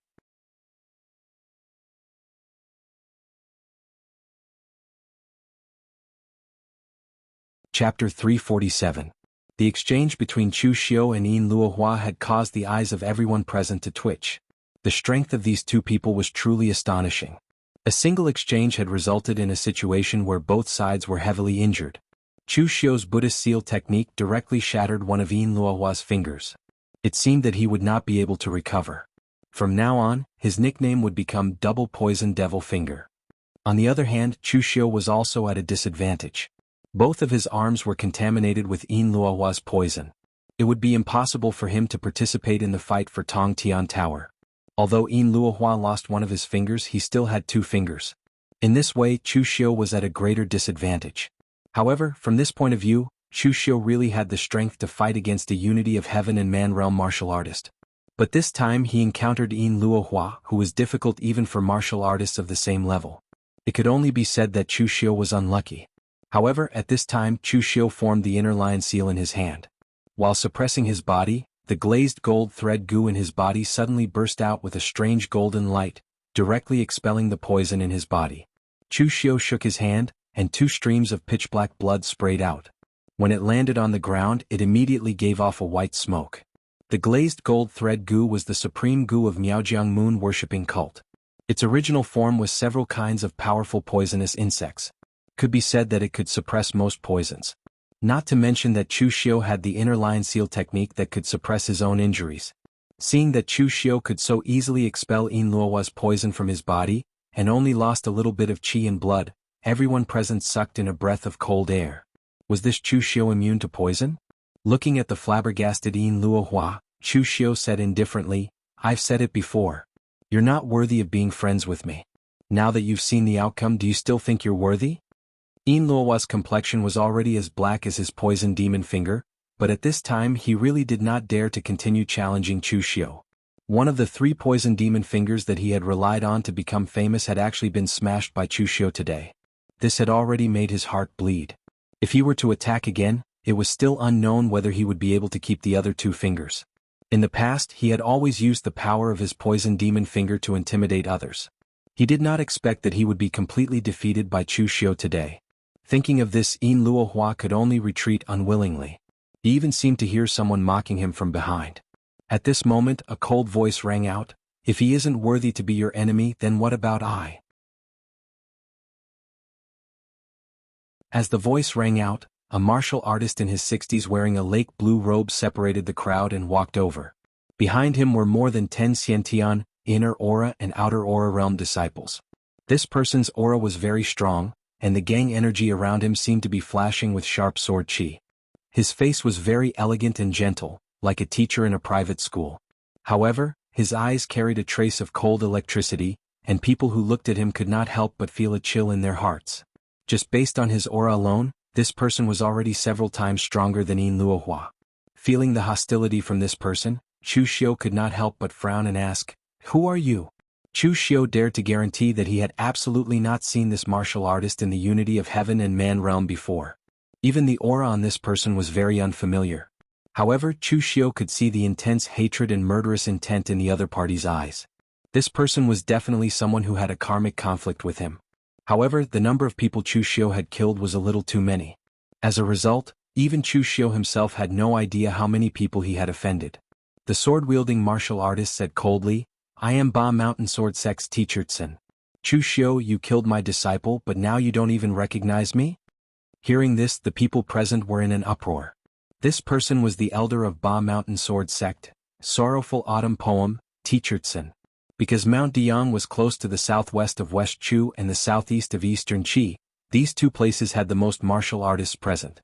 But Mount Deyang was on the border of West Chu, so the West Chu martial artists were more numerous. They had naturally heard of this famed elder of Ba Mountain Sword Sect. Teacher Tsin's background was quite legendary. He only officially started cultivating martial arts in his 30s. Before he started cultivating martial arts, he was really a teacher in a private school. Because his surname was Tsin, the students respectfully addressed him as Teacher Xian. In reality, his real name was naturally not Teacher Xian. Later, due to a great change in his family, Teacher Tsin was accidentally saved by the people of Ba Mountain Sword Sect, and also accidentally joined the Ba Mountain Sword Sect. Everyone knew that it was important to build a solid foundation in martial arts from childhood. But Teacher Tsin had only started cultivating halfway, and it was already good that he could even start. But who would have thought that Teacher Tsin's talent was so great? Even though he had missed the best period of cultivation, his cultivation had advanced by leaps and bounds, even faster than some young disciples. As a result, Teacher Tsin quickly stepped into the realm of unity of heaven and human, and became an elder of Ba Mountain Sword sect. But it was a pity that the step of martial arts grandmaster did not rely on talent. It also required enlightenment and accumulation. What Teacher Tsin lacked was the accumulation from childhood and youth. This caused him to have almost no chance of becoming a martial arts grandmaster in this life. But fortunately, Teacher Tsin did not place too much importance on that realm. In these years, as an elder of Ba Mountain Sword sect, Teacher Tsin had taught many disciples. Among them, Zhang Baitao, who had been killed by Chu Xiu, was the one who had left the deepest impression on him. Zhang Baitao was not the most talented among his disciples, but he was the most hard-working one. Teacher Tsin admired this. Last time, when Zhang Baitao had gone home to visit his family, Teacher Tsin had secretly given Zhang Baitao some good things for him to give to his father. But Teacher Tsin had never thought that his most beloved disciple would disappear without a trace. When Teacher Tsin had asked the people of Wind Sweeping Building to investigate, he found out that Zhang Baitao had died at the hands of Chu Xiu. In the past, Teacher Tsin did not have the opportunity to travel from West Chu to Northern Yen to find Chu Xiu for revenge. But now the enemy who had killed his disciple was right in front of him. This time Teacher Tsin could not hold back. Chu Xiu thought for a while and finally remembered who the person in front of him was. "You are that Zhang Baitao's master? Sorry, I really did not know. Too many people have died in my hands. If I had to write down the names of every single one of them, wouldn't I be too busy?" A murderous glint appeared in Teacher Tsin's eyes. Purple light flashed in his hand as he gripped the hilt of his sword. But at this time, a disciple behind him pulled on Teacher Tsin's sleeve and said in a low voice, "Master, don't be rash. After we enter the Tower of Babel, we will take revenge for junior brother. If we act now, we will only be a joke to others." This time, Teacher Tsin had brought his disciple to travel the martial world. Coincidentally, he had heard the news that a treasure had appeared on Mount Deyang, so he had rushed over. He did not expect to meet Chu Xiu. Teacher Tsin was usually very calm, but today he had seen the enemy who had killed his disciple, so he was a little rash. He looked around and saw that everyone else was waiting to watch a good show. In their opinion, Chu Xiu and Teacher Tsin were both from great forces and powerful existences. It would be best for them to have a life-and-death battle here. If one of them died, there would be one less and they would have a better chance. Teacher Tsin loosened his grip on his sword, but at this time, a voice sneered. "Your Ba Mountain Sword sect really has no guts. He killed your disciple, but you are still hesitating here." Two people walked out of the crowd, both wearing embroidered robes and a crown. The younger one was Xiahou Wujiang, and the older one was a middle-aged man at the unity of heaven and man realm. At this time, Xiahou Wujiang had also stepped into the five qis towards the origin realm. This surprised Chu Xiu greatly.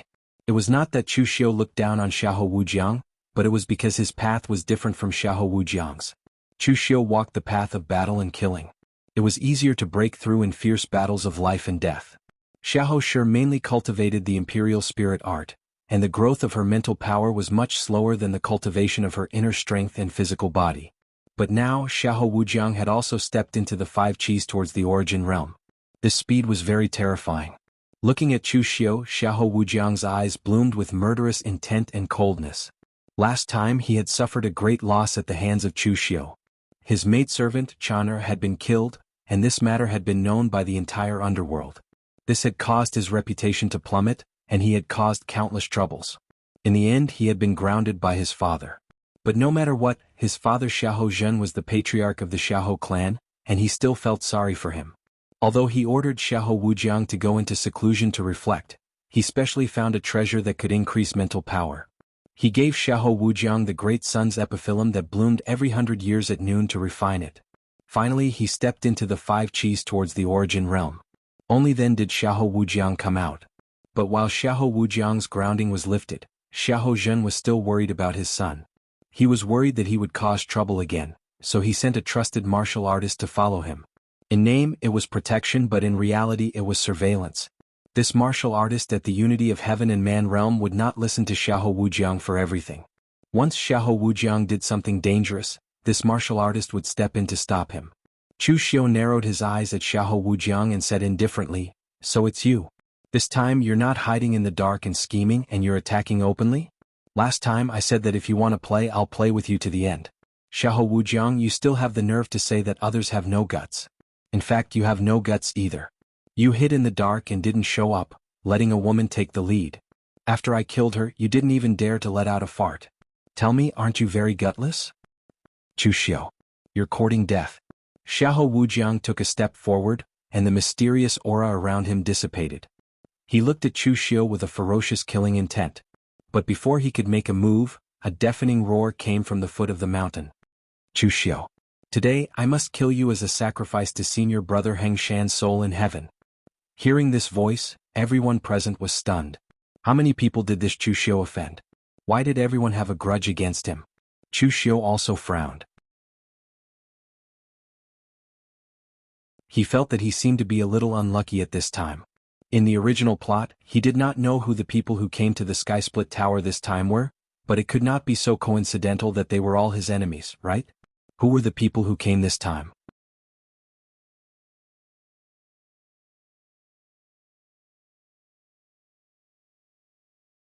Chapter 348. The person who was clamoring to kill Chu Xiu was a middle-aged monk in his 40s. He wore a moon-white robe and had a tall stature. He was at the Five Chi's origin realm. At this moment, his face was filled with anger and murderous intent. His desire to kill Chu Xiu was even greater than that of Teacher Tsin and Xiahou Wujiang. However, the moment they saw this monk, everyone gasped and exclaimed, "It's someone from the Great Light Temple." The monks of the Great Light Temple would have a golden swastika imprint on their robes and kasaya. The outer layer was inlaid with a golden ring, representing the light of the Great Sun. Among the northern and southern Buddhist sects in terms of power, the Great Light Temple was even greater than the Subodhi Monastery. This Chu Xiu was truly audacious to the extreme. He even dared to kill a disciple of the Great Light Temple. Chu Xiu raised his eyebrows and said, "There are many people in this world who want to kill me. Who do you think you are? However, I don't think I've killed a monk from the Great Light Temple. If you want to take revenge on me, you have to find the right person." The monk who suddenly appeared was Ming Qin, the martial monk instructor of the Vajra Courtyard, one of the 6 martial courtyards of the Great Light Temple. In the past, when Chu Xiu was carrying out a mission as an assassin of the Blue Dragon Society, he had killed an old monk named Heng Shan. That old monk was a friend of Ming Chen's. Although he was not from the Great Light Temple, he was still Ming Chen's senior. Although Chu Xiu was an assassin of the Blue Dragon Society at that time, it was not up to him to choose who he wanted to kill when carrying out a mission. However, it was clear that Ming Chen had already placed the blame on Chu Xiu. When the news of Heng Shan's death first came, Ming Chen had already wanted to seek revenge on Chu Xiu. However, at that time, Chu Xiu was still an assassin of the Blue Dragon Society, and the head of the Blue Dragon Society, Bu Tianan, had just fought with the people of the Great Light Temple. The relationship between the two parties was more sensitive, so Ming Chen was stopped by his master and had endured until today. This time, Ming Chen had cultivated to the Five Chi's origin realm and was ordered to go down the mountain to find talented disciples for the Great Light Temple. He had heard several rumors about Chu Xiu in the Jianghu and could not help but come to the Guanzhong torture room. If Teacher Tsin and Xiahou Wujiang came here because of the appearance of the Skirich Tower and accidentally met Chu Xiu here, then Ming Chen could be said to have deliberately come to make trouble for Chu Xiu. Ming Chen said hatefully, "Chu Xiu, have you forgotten the Yao village of the northern Yen? In the past, you were an assassin of the Blue Dragon Society and killed countless people in the northern Yen land. Your hands were stained with blood." Yao Nanxian was about to retire from the Jianghu, but your Blue Dragon Society did not let him go and exterminated him during the Golden Basin washing ceremony. Because my senior martial brother Heng Shan also participated in the Golden Basin washing ceremony, he was massacred by you villains. Shouldn't I seek revenge from you? In the past, Chu Xiu was an assassin of the Blue Dragon Society. This was known by many people in the Jianghu. However, they did not expect that Chu Xiu had such a glorious battle record in the past. Chu Xiu raised his eyebrows and said, "Yao village? You are here to seek revenge for that meddling old monk Heng Shan? What a joke. The Blue Dragon Society is just a sword in someone else's hand. It is not that the Blue Dragon Society did not want to let Yao Nanxian go, but that the person who hired the Blue Dragon Society did not want to let Yao Nanxian go. As for that old monk Heng Shan, it is even more ridiculous. The Blue Dragon Society's target was not him, but he jumped out to meddle in other people's business and died. Who can he blame? Back then, there were many people who participated in the Golden Basin washing ceremony. Why did that old monk Heng Shan die? Wasn't it because he was meddling in other people's business? When Chu Xiu said this, everyone present felt that it was very reasonable. However, to Ming Qin, Chu Xiu's words were a provocation and an insult to senior brother Heng Shan. Ming Qin released a golden aura around his body.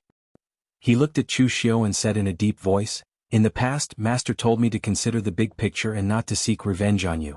The guardian warrior's angry gaze is to suppress evil and slay devils. Killing one person to save 10, not to fight for revenge. But now it seems that Master was wrong. All these years, countless innocent people have died in the hands of you, Chu Xiu. Although you are not of the demonic path, your methods are more cruel and ruthless than those martial artists of the demonic path. Today I am killing you not only to pay tribute to senior brother Heng Shan's spirit in heaven, but also to get rid of a scourge like you for the people of the martial world. Killing one of you can save thousands of people." As soon as he finished speaking, Ming Qin did not say anything else. His body flashed with a dazzling golden light, and he threw a punch at Chu Xiu with the roar of a dragon and a tiger. The Great Light Temple's secret technique, the dragon taming tiger fist. For others, the sky-reaching tower was still very attractive. Even Teacher Tsin, an elder from the Ba Mountain Sword sect, felt the same. But for Ming Qin, who came from the Great Light Temple, he did not care about the cultivation methods and treasures in the sky-reaching tower. Even if it was the sky-reaching sect of the ancient times, their heritage might not be stronger than that of the Great Light Temple. So Ming Qin did not care about the sky-reaching tower at all. This time he came to find Chu Xiu for revenge. Moreover, when he said that he would kill Chu Xiu to get rid of the scourge of the martial world, it was not just high-sounding words, but what he really thought in his heart. Ming Qin came from the Vajra courtyard of the 6 major martial courtyards of the Great Light Temple, and the cultivation method he cultivated was the famous Furious Vajra Heart Sutra of the Great Light Temple. After cultivating it to great success, his body became extremely strong, like the guardian Vajra of Buddhism. His eyes were angry and he could destroy evil and kill demons. It was an extremely powerful body cultivation method. However, this cultivation method was a bit extreme. Although the Furious Vajra Heart Sutra was angry, if it was because of killing or hatred, then it would be walking on the evil path. It would stimulate one's own anger and lead to chi deviation. So to cultivate the Furious Vajra Heart Sutra, one must have the skills of a Vajra and the heart of a Buddha. Now that Ming Qin wanted to kill Chu Xiu, although the main purpose was to take revenge for Heng Shan, he himself thought that he was getting rid of the scourge of the martial world. Previously, when he wanted to kill Chu Xiu in the northern Yin, he was stopped by his master, which caused Chu Xiu to kill so many people in the martial world in the future. Now he wanted to make sure that Chu Xiu would not be able to continue doing evil. When the people present saw that Ming Qin actually attacked directly, without any regard for the consequences, they were also stunned. They thought to themselves that the Great Light Temple was indeed the leader of the Buddhist sect, and they were extremely decisive and bold in their actions. However, this was also what they were happy to see happen. After all, Chu Xiu was currently occupying a good position. If he was really killed by Ming Qin, everyone would applaud and celebrate. Although Chu Xiu had the ability to fight against some of the weaker oneness of heaven and human realm, this did not mean that he was truly invincible in the 5 Chi's origin realm. Some existences in the top 10 of the Longhu leaderboard and some experts who had accumulated a lot of experience in the 5 Chi's origin realm could still hurt him, such as the current Ming Qin. Ming Qin was a core disciple of the Great Light Temple and the martial monk instructor of the Vajra Yard. His own ability did not need to be mentioned. Based on his inheritance alone, he was more powerful than Chu Xiu. When this punch landed, the roar of a dragon and the roar of a tiger erupted. Its might was not inferior to Chu Xiu's perfect Aquarius seal. If it was Yin Luohua, he would probably have one of his fingers shattered. At this moment, the expression of Yin Luohua, who was standing at the side and watching the battle, also changed. Although he was not a frog at the bottom of a well, he was a lone cultivator after all, so he did not have much knowledge. Previously, when Chu Xiu's seal shattered one of his fingers, he was already shocked. Now that he saw Ming Qin's punch, he was still a little frightened. Today he finally understood that things like realms did not represent combat power. Although some people's realms were weaker than his, their combat power was so terrifying that it was abnormal. At this moment, in the face of Ming Qin's punch, a cold light flashed in Chu Xiu's eyes. Along the way he had indeed offended a lot of people in the underworld. However, those who could reach a high position all had piles of bones under their feet. When would there be an end to revenge? The simplest way was to completely wipe out the other party's lineage and kill until the other party could not find anyone to take revenge on you. Then the grudge would be considered resolved. Chu Xiu did not want to provoke the Great Light Temple, which was one of the northern and southern Buddhist sects. He killed Heng Shan, and Ming Chen came to take revenge on him. If he killed Ming Chen now, would Ming Chen's master come to take revenge on him in the future? These were all things that could happen, but Chu Xiu did not care so much. If someone wanted to kill him, he would kill them. Some things in the underworld were sometimes so simple, and compromise had never been Chu Xiu's style. Therefore, the moment Ming Chen attacked, Chu Xiu also attacked. Moreover, he used a killing move right from the start without holding back. With one step, Chu Xiu's murderous intent shot up into the sky. Impressively, he had already stepped into the selfless killing realm. The devil's blade of Avicii slashed out, and the black demonic aura combined with the blood-refined divine power. The devil's blade of Avicii slashed out with a trace of divinity, and the surging demonic aura and murderous intent exploded, causing the wind to howl angrily, and there was a faint sound of ghosts crying and gods howling. The power of Chu Xiu's blade shocked everyone present. Yin Luohua was rejoicing that Chu Xiu did not explode with such power just now. Otherwise, the price he had to pay would not be as simple as losing a finger. Teacher Tsin's expression was also solemn. This Chu Xiu's combat strength was beyond his expectations. If it were him, could he win against Chu Xiu? On the other hand, Xiahou Wujiang's expression was somewhat ugly. In the past, he had fought with Chu Xiu at the God Weapon Convention. Only a short time had passed, and this Chu Xiu's strength had skyrocketed to such an extent. Could it be that he had obtained some kind of opportunity? Unlike the others who were shocked by the power of Chu Xiu's blade, when he saw the power of Chu Xiu's blade, Ming Chen was even more determined to kill Chu Xiu. In his view, with such a murderous intent, how could a person who could cultivate demonic martial arts to such a level be a good person? He must be a demon whose hands were stained with blood. Killing Chu Xiu was rewarded with good karma. Killing people was also saving people. When the exploding golden gang chi collided with Chu Xiu's blade, suddenly the roar of dragons and tigers resounded. The demonic aura continued to roar, and bursts of violent fluctuations erupted.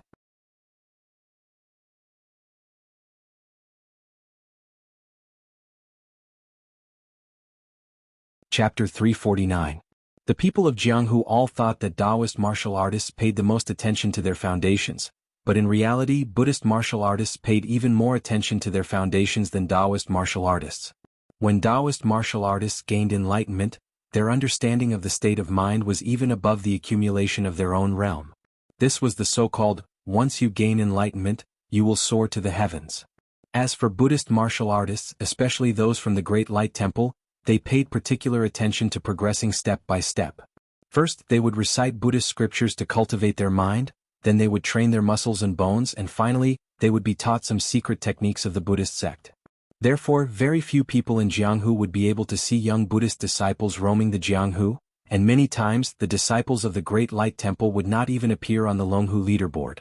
When the young martial artists of other sects roamed the Jianghu, the young disciples of the Great Light Temple were still cultivating in the temple, training their muscles and bones.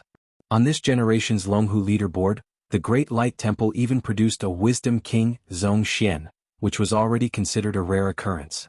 It could only be said that Zhong Xian's talent was amazing. Therefore, as long as one was a disciple of the Great Light Temple who was qualified to roam the Jianghu, their strength would definitely be extraordinary. It could be said that even the most ordinary disciple would be of a much higher quality than the same level martial artists of other sections. Ming Chen was the martial monk instructor of the Vajra institution, so he was not an ordinary disciple. Using his fist to meet the saber, in the midst of the endless golden Buddhist light and demonic chi exploding, Chu Xiu's extremely sharp saber directly tore through Ming Chen's Buddhist light, and with a loud bang, it directly chopped onto his fist. However, when the saber was about to reach his body, Ming Chen's fist bloomed with a layer of seemingly solid golden light. His entire face became extremely solemn, as if he had been possessed by Vajra. A violent clanging sound was heard, and Chu Xiu's saber seemed to have chopped onto a blunt object, almost producing sparks. Everyone present looked at Ming Chen with even more shocked gazes. This monk was actually using his physical body to forcefully resist a sixth transformation supreme-grade precious weapon. Was he still human? Xiahou Wujiang frowned and said, The monks of the Great Light Temple are so fierce? Seventh uncle, can you beat him? The person that Xiahou Wujiang called seventh uncle wasn't Xiahou Wujiang's real seventh uncle, and he wasn't a member of the Xiahou clan either. Instead, he was a follower of the Xiahou clan and one of Xiahou Zhen's trusted subordinates.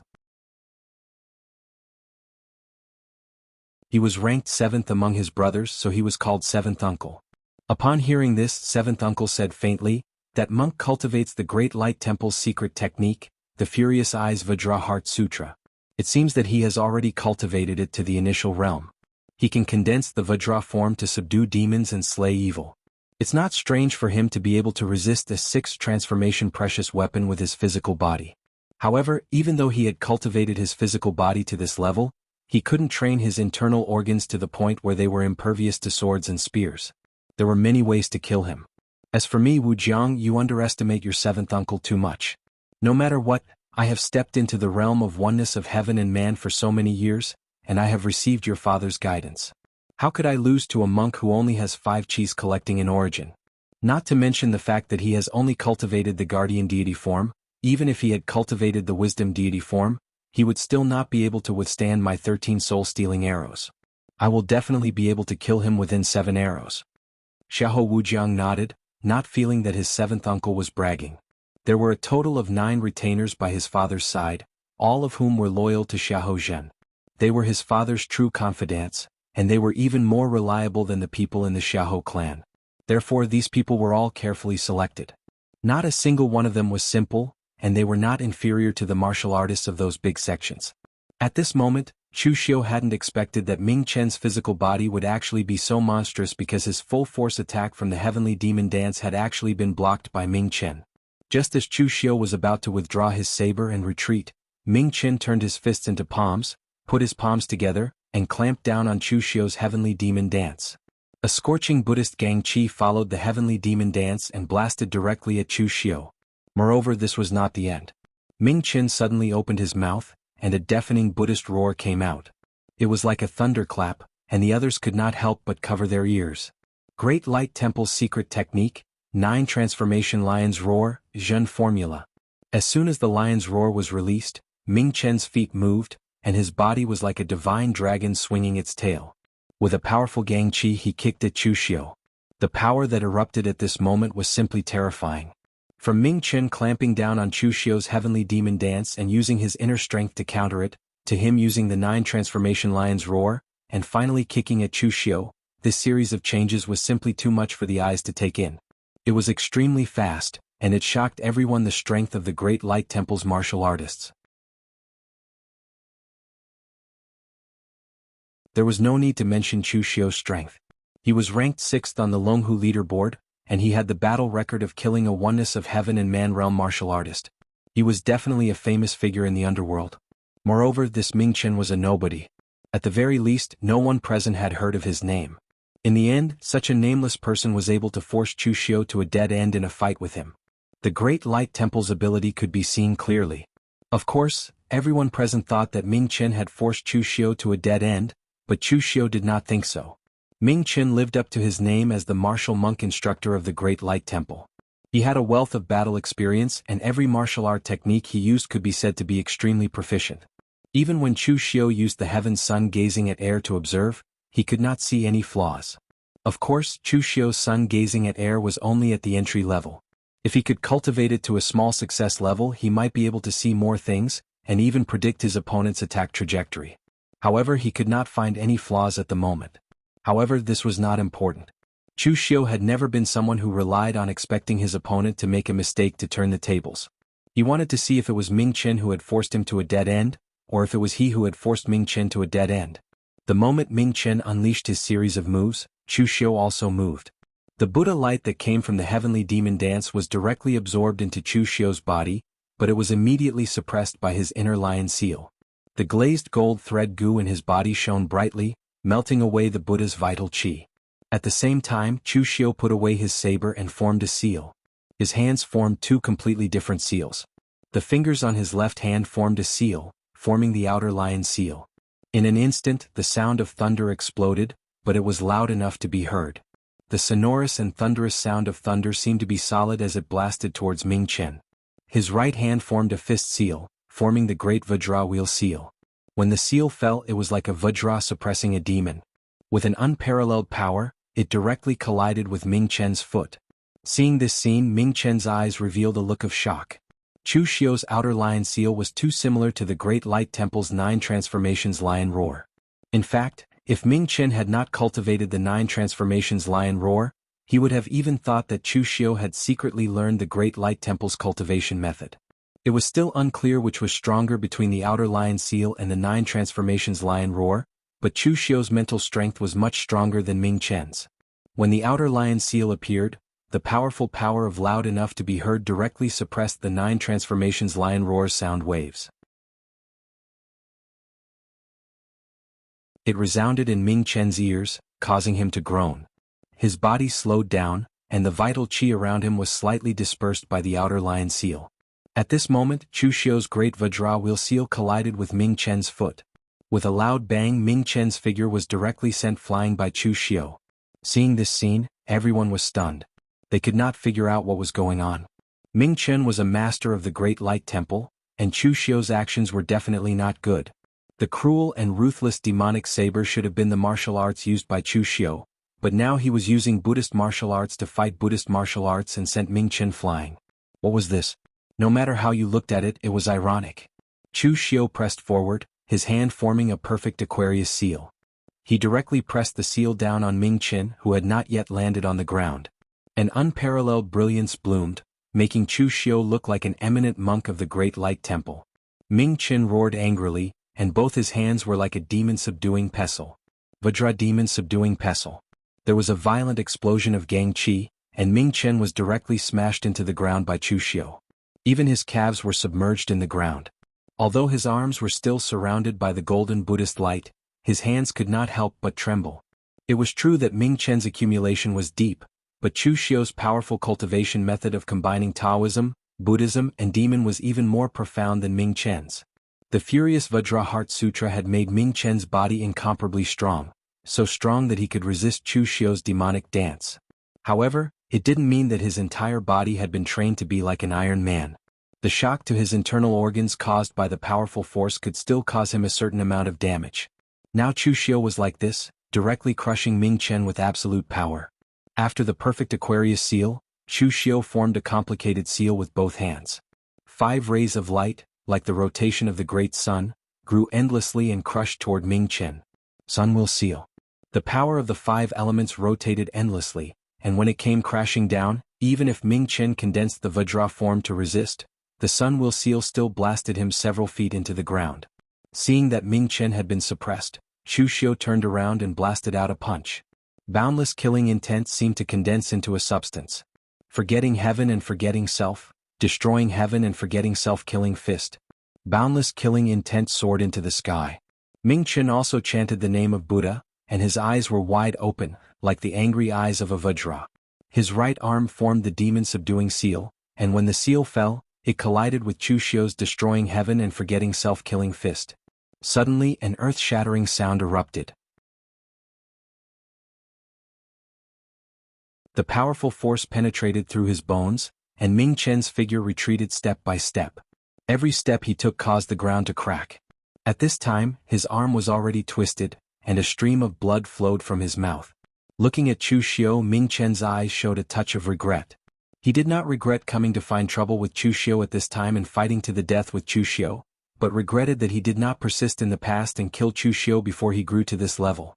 Wiping the blood from the corner of his mouth, Ming Chen chanted the name of Buddha, and traces of blood and qi integrated into the Buddha's light around him. Everyone could see that Ming Chen was ready to fight with his life. It seemed that he was indeed pushed to the extreme by Chu Xiu. If he did not fight with his life, he could only wait for death. However, in the field, Xiahou Wujiang, who was watching the battle, suddenly said coldly, "Seventh uncle, when this monk fights with his life, you also attack. Use the 13 soul-stealing arrows to kill Chu Xiu."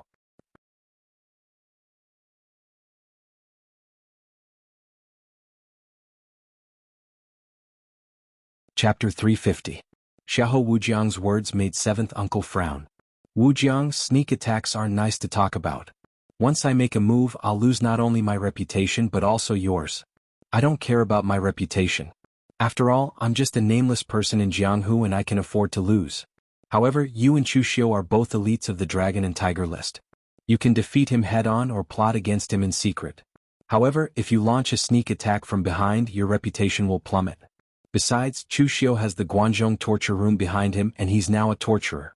I'm afraid it won't be so easy to deal with Guan Xiu if I sneak attack him.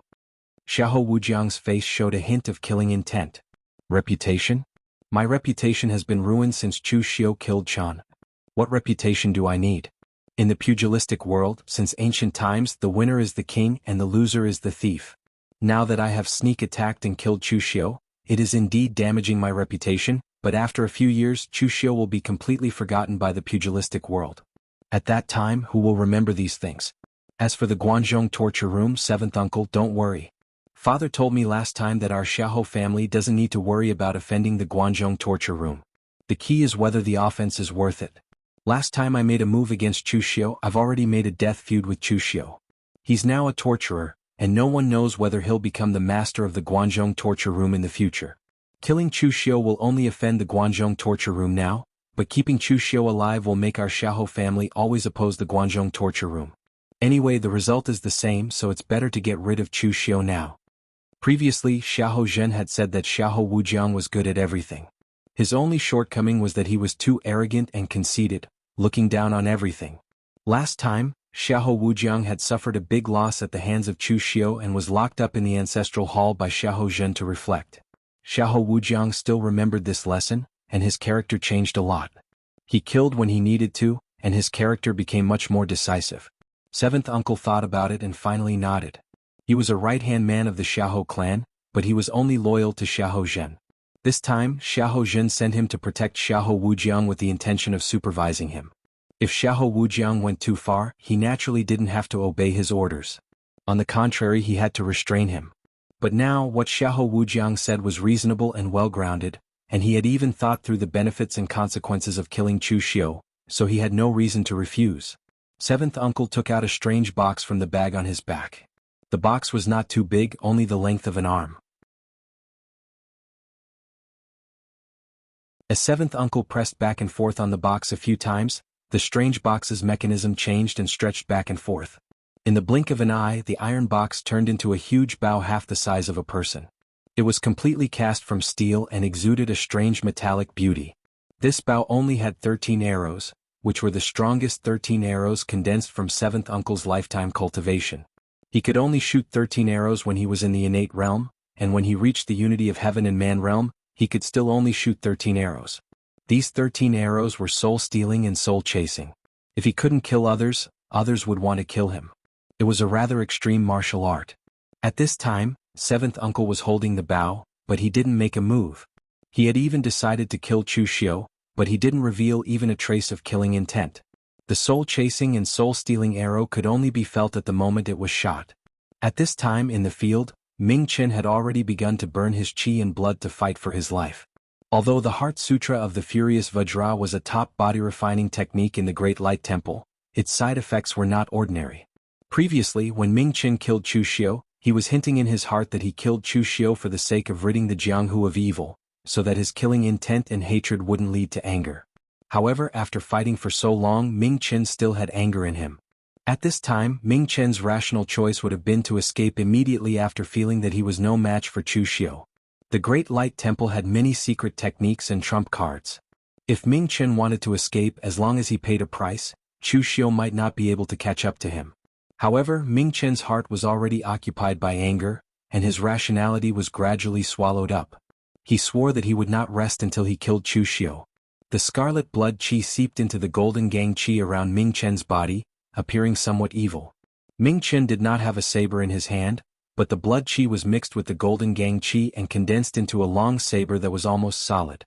With one slash, the Vajra avatar turned into the Azura avatar, and the merciful saber turned into the Azura slash. The Vajra's fury had turned into the Azura's fury, and the power of this slash was close to being possessed by demons.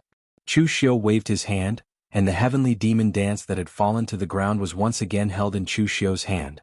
A powerful demonic aura swept over, and Chu Xiu's entire body was already shrouded by endless demonic aura and murderous intent. As he slashed with his saber, everyone seemed to have seen 3 layers of changes. In reality they were not wrong. Chu Xiu had already comprehended the 3 blades of Avicii to the extreme, and this slash contained the power of the 3 blades. It was as if the gates of hell had opened, and a ghostly god was slashing down with a saber. It was extremely terrifying. At this moment, 7th uncle, who was standing in the distance, moved.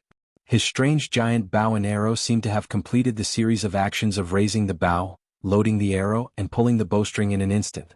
To outsiders, it was like a series of afterimages. An ordinary unity of heaven and man realm martial artists Gang Chi was already strong enough. When they attacked, their Gang Chi danced, and their aura was extraordinary. However, 7th uncle was different. The aura around his body was restrained to the extreme, and not even the slightest bit of Gang Chi was emitted.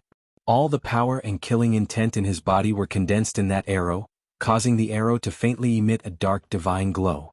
The moment 7th uncle aimed the arrow at Chu Xiu felt his entire body turn cold, as if he had been targeted by something. At this moment he was still in the state of the selfless killer realm, so he was abnormally sensitive to the surrounding killing intent. Almost instantly he understood what was going on. At the same time, Chu Xiu displayed the heaven's sun gazing at air. In his eyes, all the power around 7th uncle's body was condensed in a single point on that arrow. Outsiders could not see it, but under the state of the heaven's sun gazing at air, the power condensed on the arrow was simply terrifying. This 7th uncle was absolutely one of the top unity of heaven and man realm martial artists that Chu Xiu had encountered. He was even stronger than Feng Wuling in the past. Now that Chu Xiu had drawn his saber, and Ming Chen's Azura slash was already nearing him, Chu Xiu could choose to continue attacking. However, the result would be that he would have to face the sneak attack of 7th uncle's arrow. Even Chu Xiu wasn't sure if he could block Ming Chen's Azura slash or if he could also block 7th uncle's arrow. But now, if Chu Xiu withdrew his saber and retreated, then he would inevitably suffer a certain degree of backlash. He would also attract a pincer attack from 2 people, and he would no longer be able to maintain his peak state. If that happened, then Chu Xiu would have already lost half the battle for Sky Split Tower. At this moment, 7th uncle's soul-stealing 13 arrows had already been shot. The arrow made a thunderous explosion as it left the bowstring. It had already flown for some time when a sonic boom suddenly rang out. The arrow was wrapped in a layer of black aura, and its speed was extremely fast. It chased after Chu Xiu's soul, not giving Chu Xiu any time to think. At this time, Chu Xiu didn't have time to think. He didn't want to put himself in danger, so he could only temporarily let go of the things in Sky Split Tower. However, just as Chu Xiu was about to withdraw his saber and retreat, a clear voice suddenly rang out. "Brother Chu, I've come to help you." As the voice fell, a figure dressed in white leaped up from the foot of the mountain. The halberd in his hand slashed down, and a crimson aura stained the halberd. It was like a blood moon in the sky, and it collided with 7th uncle's soul-stealing arrow, causing a loud explosion. The figure dressed in white was forced back 3 steps, but 7th uncle's arrow also exploded under this powerful halberd strike. Little Marquis Wen Lu Fengxian. The person who had suddenly appeared was Lu Fengxian, who had been roaming around West Chu for a long time. At this time, Lu Fengxian had also reached the 5 Chi's unification realm, and her strength wasn't inferior to Chu Xiu's. She wasn't much weaker than 7th uncle, who was at the unity of the world realm.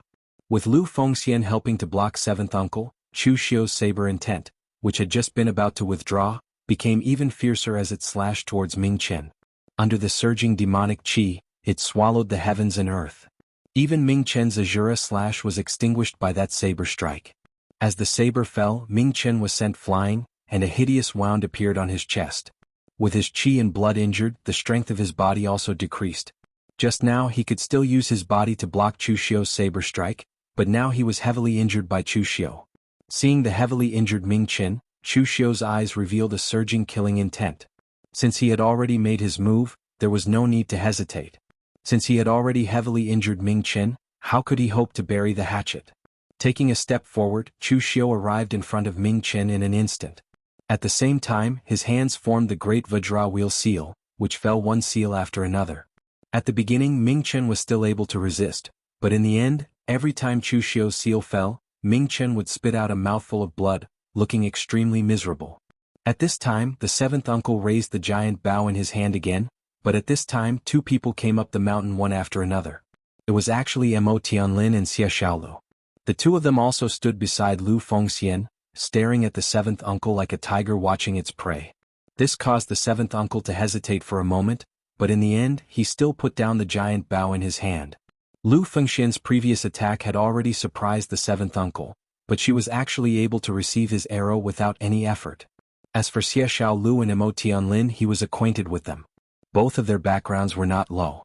If he were to injure them, things would become complicated. At this time in the battlefield, without the seventh uncle's interference, Chu Xiu's eyes revealed a horrifying killing intent. Looking at Ming Chen, whose aura had already reached the extreme, Chu Xiu's fist fell, and his killing intent condensed. Heaven extinguishing earth annihilating oblivion killing fist.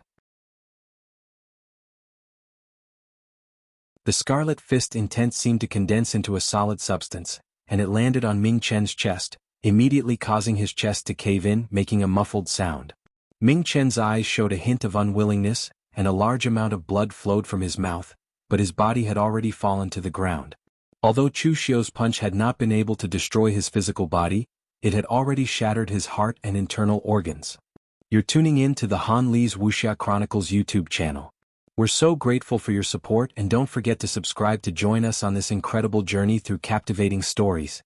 Your generosity through donations truly makes a world of difference, as it's the primary source of revenue that allows me to expand and enhance this channel for you. Thank you from the bottom of my heart for being a part of this adventure.